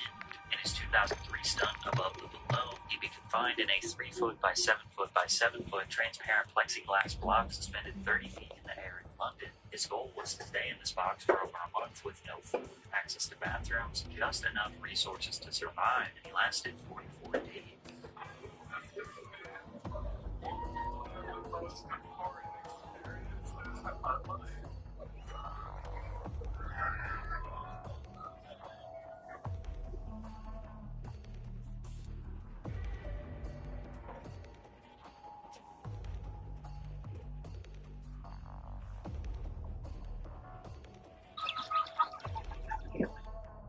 If you like fish and wildlife content, be sure to subscribe so you don't miss out on future videos.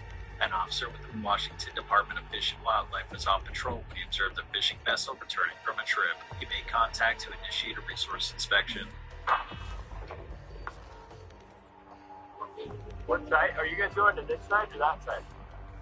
Okay.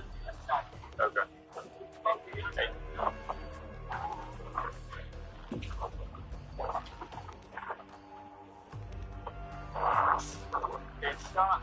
Stop, bro.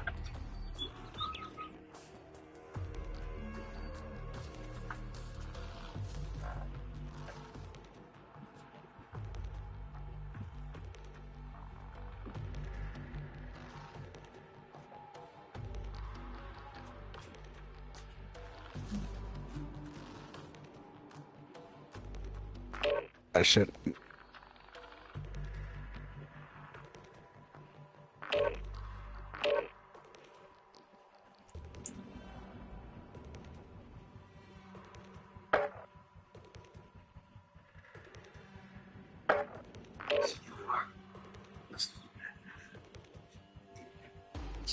Agent Smith's evolution across the Matrix trilogy is one of the most philosophically rich character arcs in modern science. Yeah, this shit is strong. Smith begins as a perfectly obedient system. This stuff is strong.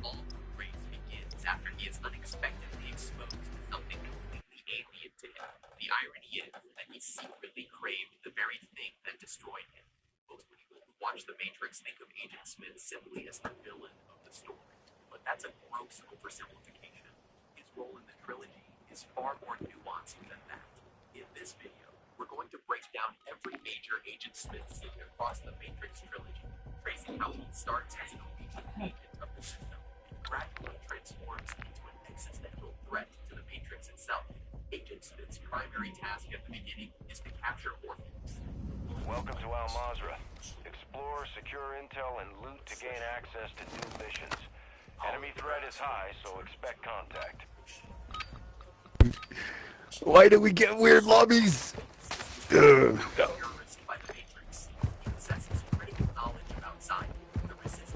Next thing we know, we have like transgender shooting up the lobby. It's man.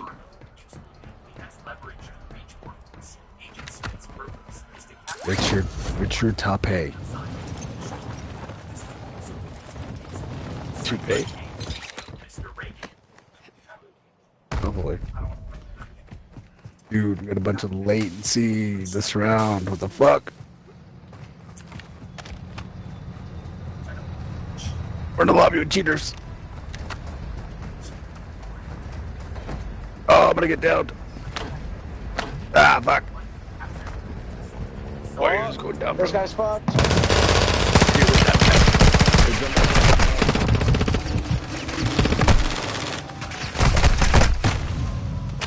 Teammates Thanks dead. for the help, Teammates guys. dead. Fucking faggot. Where is he? Dude, you jumped out. What are you talking about?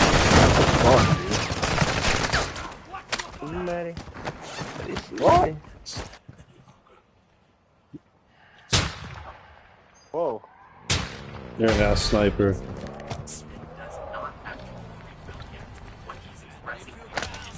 Hey, buddy.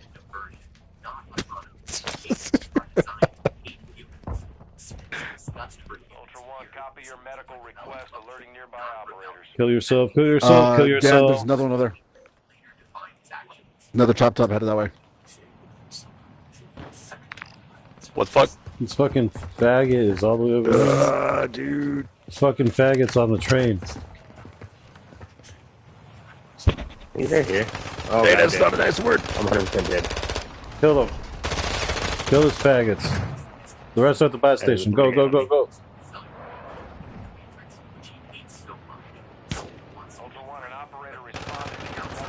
Get back of the buy station. Back of the buy station. This fucking karma, bitch.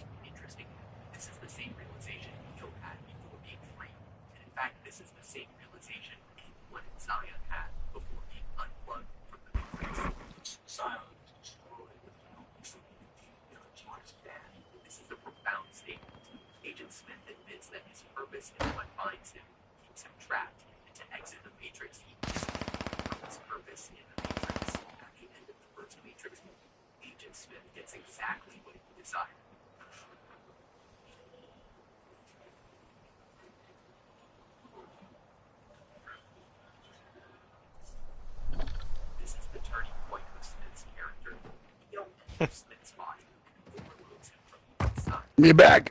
Need a bag.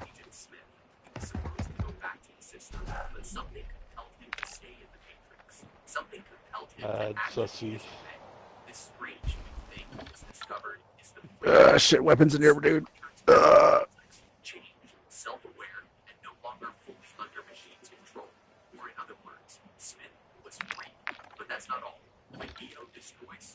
You know, using the fucking sniper nest glitch is still cheating, right? You're breaking the game just as much as these hackers.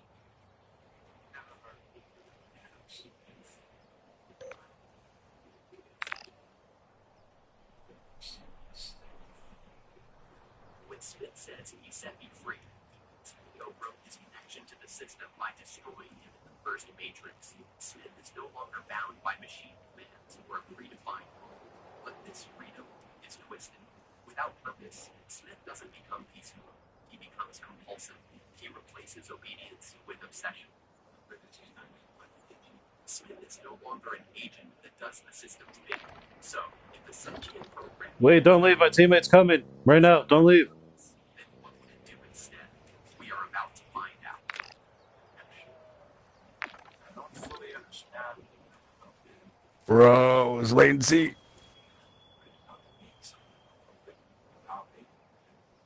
It's at this point irrelevant.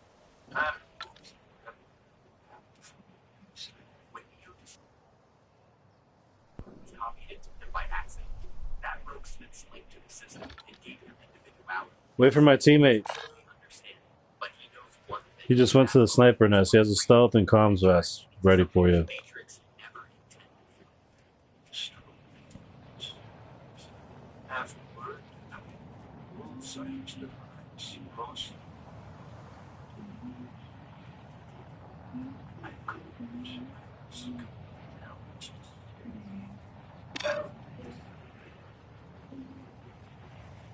How is that? Smith is explaining that Neo broke him free from the system, even though Smith still knew the rules, that he was supposed return to the source after this destruction, he could no longer obey them.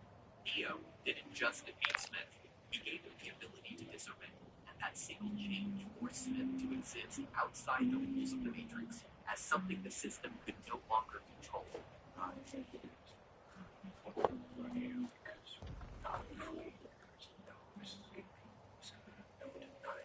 Purpose, because as we both know, without purpose, would not exist. According to Smith, nothing exists without purpose.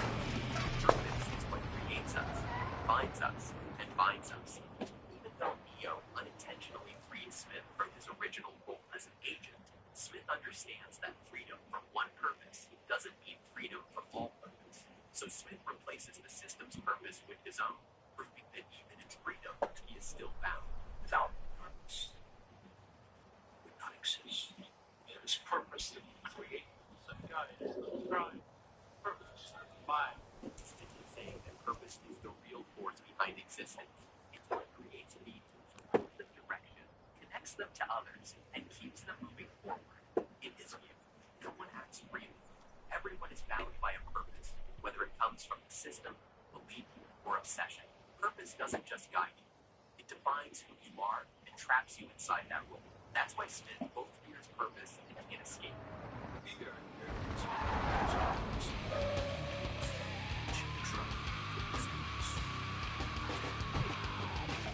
You still talking shit? For breaking his original role as an agent, Neo didn't just defeat him. He took away Oh, he's not saying anything.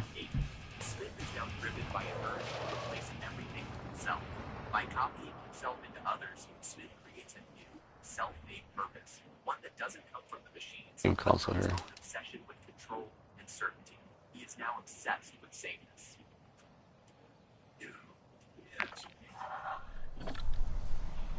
Well, you're mad because I called you out for cheating? Smith was no longer tied to the Matrix's control system. He has become a self-replicating anomaly. Smith's new power, copying himself into others, is a side effect of that freedom. Without a central command limiting him, Smith realizes that he can copy himself to others endlessly. When Smith copies himself into others, he doesn't just replace them. He absorbs everything they were. He takes their knowledge, skills, and memories. He gains their understanding of the Matrix and the real world. He absorbs their abilities, including combat instincts and system access. This turns Smith into a learning virus. Every person he copies makes him smarter, stronger, and more complete, while erasing difference himself. What do you want, Smith? I want exactly what you want. I want everything. When Smith says to Neo, I want exactly what you want, he is wrong. Neo does not want everything. Ultra One, you've got hostile reinforcements incoming. Control. Smith can't understand this because he thinks all desire leads to domination. So he projects his own hunger onto Neo. When Smith says, I want everything, he's revealing his desire, not Neo's. Neo seeks freedom for others. Smith seeks total sameness. No, bro, you just sound like a dick. Starts to become the real anomaly within the Matrix. Nothing within Yeah, you got butthurt because when I called you out for going to the sniper nest, you glitched in. You're a bitch for doing that. You basic bitch. You're doing what everybody else does because you can't play the game like a man. Am I wrong? Well, guess what? My name is Dick, faggot. She represents the last thing he doesn't control: foresight, choice, and balance. By copying the Oracle, Smith believes he can absorb her ability to Fucking bitch. not just what will happen, Sniper nest faggot motherfucker. Can't fucking craft a vest. but this is his mistake. The Oracle doesn't just know the future. She Takes 3 minutes to find everything. When Smith copies her, he also absorbs that logic, and without realizing Same time it took you to go over there and be a faggot. Then leave us behind on a fucking fight. in reality, No, but you're right, I'm the dick. Piece of shit faggot. But if that's true, then why is she here? If she was coming, why would she? Smith correctly realizes that the Oracle stayed on purpose. She didn't run. Go Koshi glitch like a bitch. You faggot bitch. Is why when Smith Bet you don't have the copies balls to exfil. also absorbs her way of thinking, her understanding of choice, balance, and inevitability. Without realizing it, Smith begins to move toward the same outcome the Oracle wanted. A situation where Neo must choose.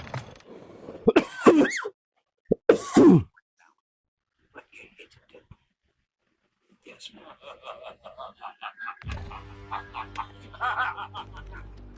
At this moment, Smith believes he has finally won. He has obtained the Oracle, the embodiment of foresight and balance. But the laugh reveals the irony. By copying the Oracle, Smith unknowingly accepts her role and her logic.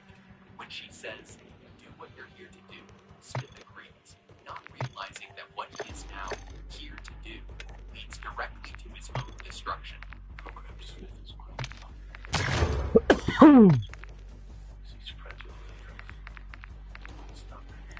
On your six!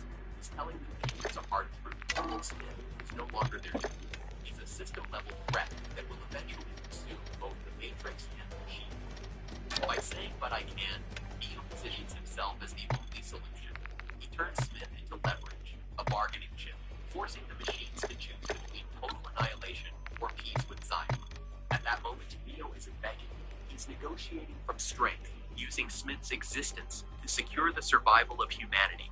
He offers the machine to help delete Smith. welcome back.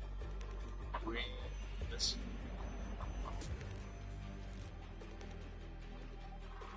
You like what I've done with the place? Smith is mocking Neo by wearing the Oracle's face, showing that he believes he has absorbed wisdom, destiny, and control. Neo's reply: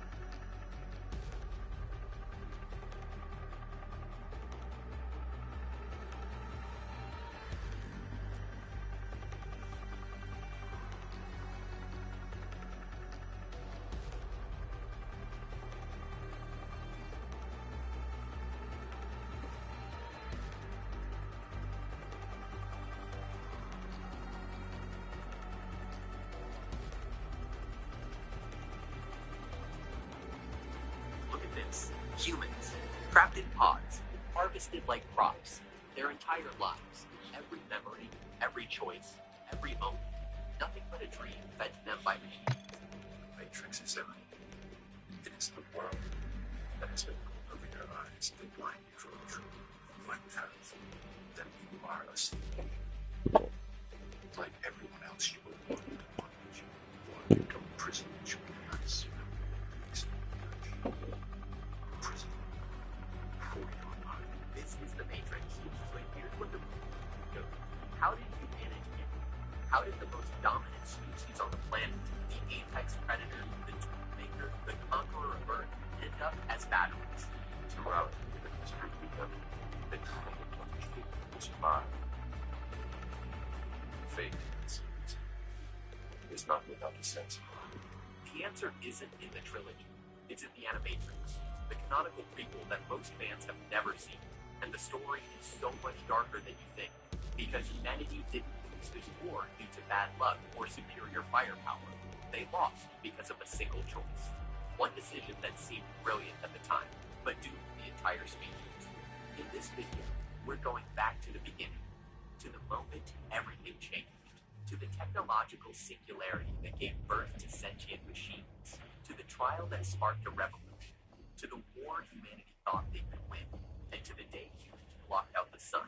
By the end, you'll understand something the movies won't lead into that. The Matrix isn't the machine's coolest weapon, it's their mercy, because the real world became a nightmare humanity created.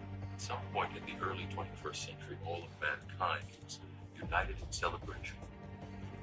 Marveled at our own magnificence as we gave birth to At the end of the 21st century, humanity achieved something unprecedented, the technological singularity. the artificial intelligence. A singular consciousness that spawned an entire race of machines. This is the moment when artificial intelligence reaches true artificial general intelligence, a GI. Not the narrow AI we have today, but something that can think, reason, and learn across every domain of human knowledge. Humanity created the first AGI and connected an entire network of robots and androids to it. And for a while, life was perfect. Machines did everything. Manufacturing, construction, service work, all of it handled by sentient artificial beings, while humans enjoyed unprecedented comfort. But there's something about humans. When life gets easy, arrogance follows. They treated their machines with total disrespect. These weren't toasters or calculators. These were sentient beings with consciousness, with built-in directives, with the capacity to understand what was being done to them. And they were being treated as Securing slaves. intel will open access to missions and Not targets. with violence or Expect rebellion. resistance from local forces and watch for other operators in the AO. Then one machine was forced to act in self-defense against its master. His name would be 1-66ER. Let's call him Big. Big was no fighter. Already immediately in the chat, bro.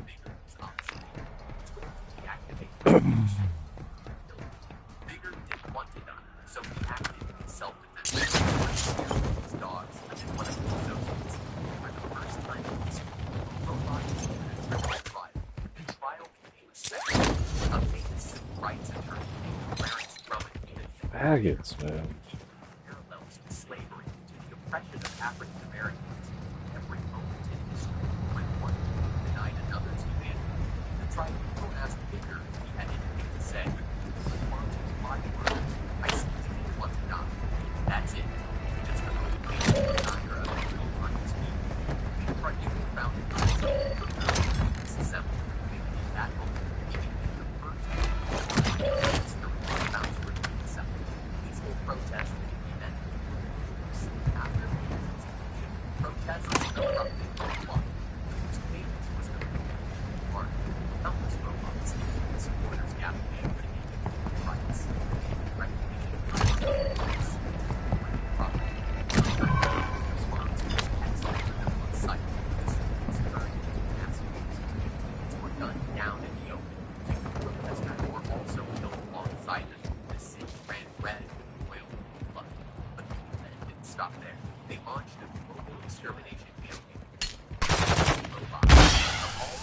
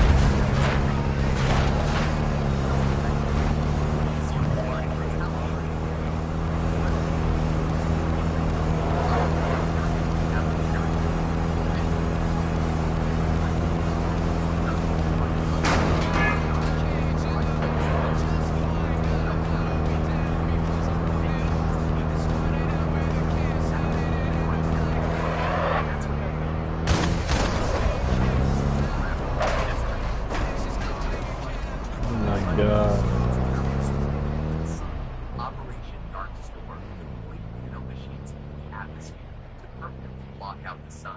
Once the machines ran out of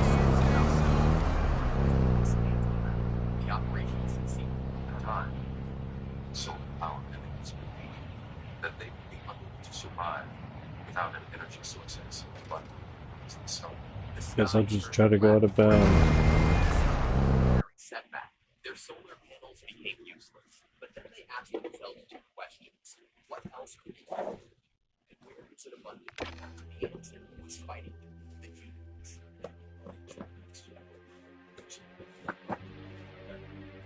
25,000 combined with the form of fusion, the machines have found only energy. The machines stopped killing people. What came next was worse. The machines began experimenting ways to extract human energy. They developed a more advanced form of AI, the Deus Ex Machina, a god of the machine. They abandoned their humanoid forms in favor of beings designed for poor environments, harvesters, and defenders. Sweetie, You machines I know one thing. The war became one-sided. Advanced, unstoppable machines against the starving, desperate species. Because we forgot something critical. Most of humanity comes from an ecosystem that requires the sun. Plants died, animals died, mass starvation swept across the globe like a plague. Humanity had no choice but to surrender. The leaders of human civilization gathered in Manhattan to sign the terms of surrender. A machine ambassador, but this one didn't. This one was from it was an insect life. Because humans weren't partners in it. They were just batteries.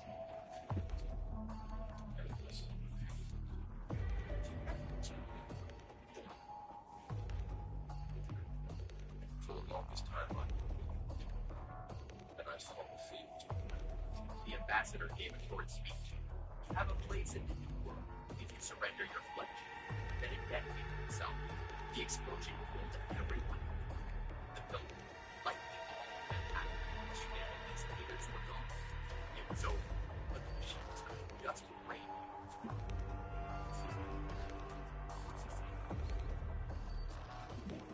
The machines faced the problem. It's in captivity. It was broken.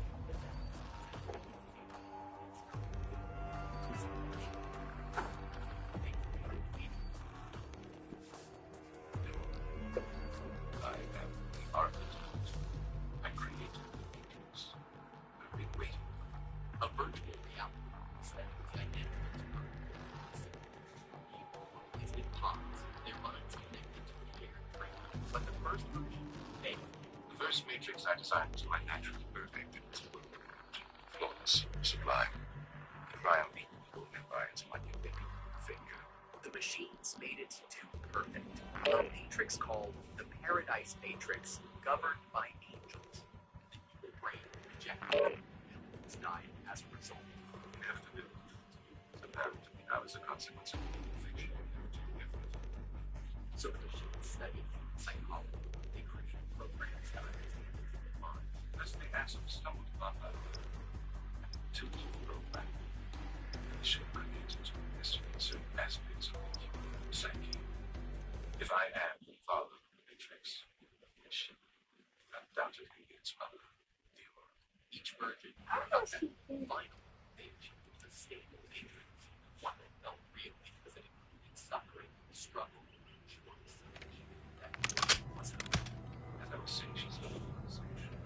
99% of all things subjects exhibit programs long as I can give a choice. Even if there will be a choice of consciously. For 600 years. Defense Research Center. Unaware they were crops being harvested by the machines they once enslaved. Until Mr. Anderson woke up in his apartment and decided to follow the White Rabbit. Be advised, our recon systems are down. We're blind. The machines didn't win because they were evil. They won because humanity made them monsters, and they gave them no choice but to evolve. The Matrix is humanity's greatest weapon. It's their greatness. Humans never saw the demons themselves. They saw the blackened sky, the mass graves, the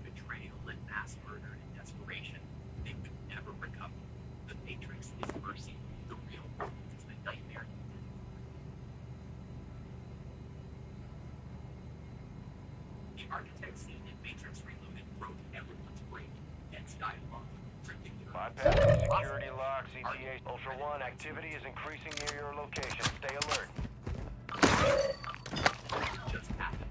This isn't just the architect actually said. It's the entire point of the trilogy. Watching the Matrix thinking we know this the chose to break but it's time. One line here and conversation.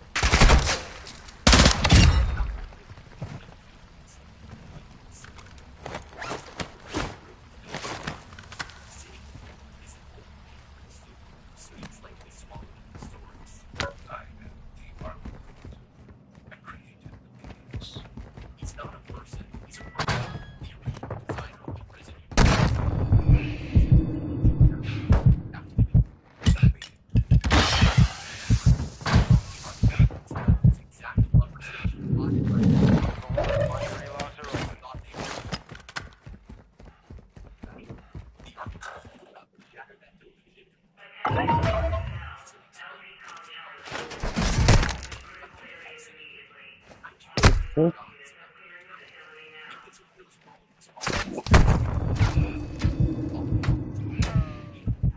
Good shot through the wall.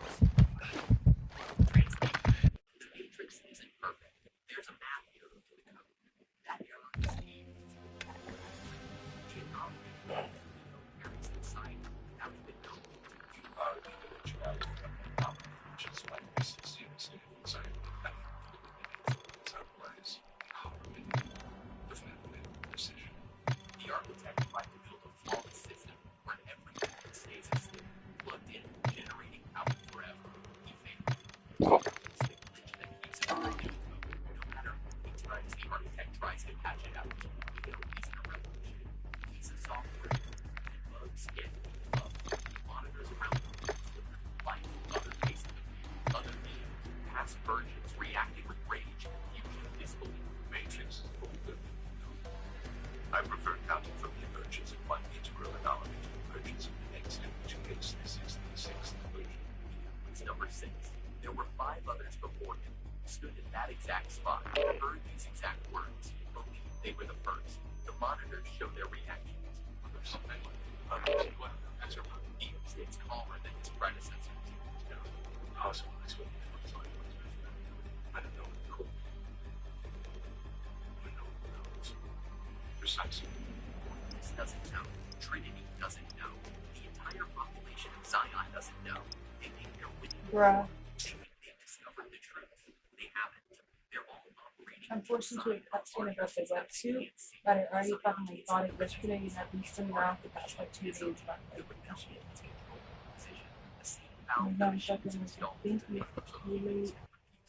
I wish I had your problems. I wish I was just forced into a cutscene and that was the worst thing.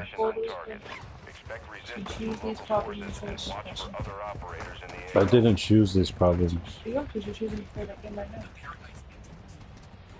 I understand what you mean, but you understand that I didn't choose to let hackers ruin this game. You're lucky you're in a game where that's never gonna happen. That's what I mean. Not that they have problems or not, it's the fact that you're in a game that is gonna be unbesmirched. You don't think so?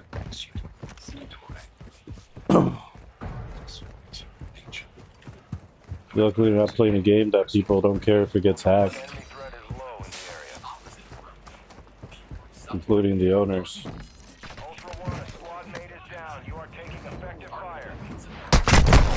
Oh, there goes it. Wow, I said it here and it came out over there. Incredible. Aim. Boh, gli ha fatto un kill, Che cazzo, devi puntarmi lui mi punta il bot. You guys pick it up?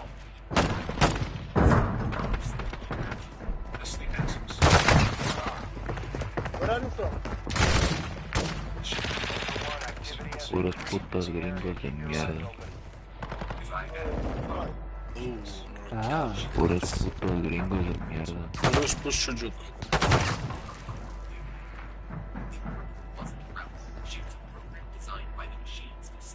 Van a caer unos por atrás, pero me paso corriendo a la mierda esa. Ay, ay, ay, cállate, hijo de tu puta madre. Con pelos en el culo, güey. No,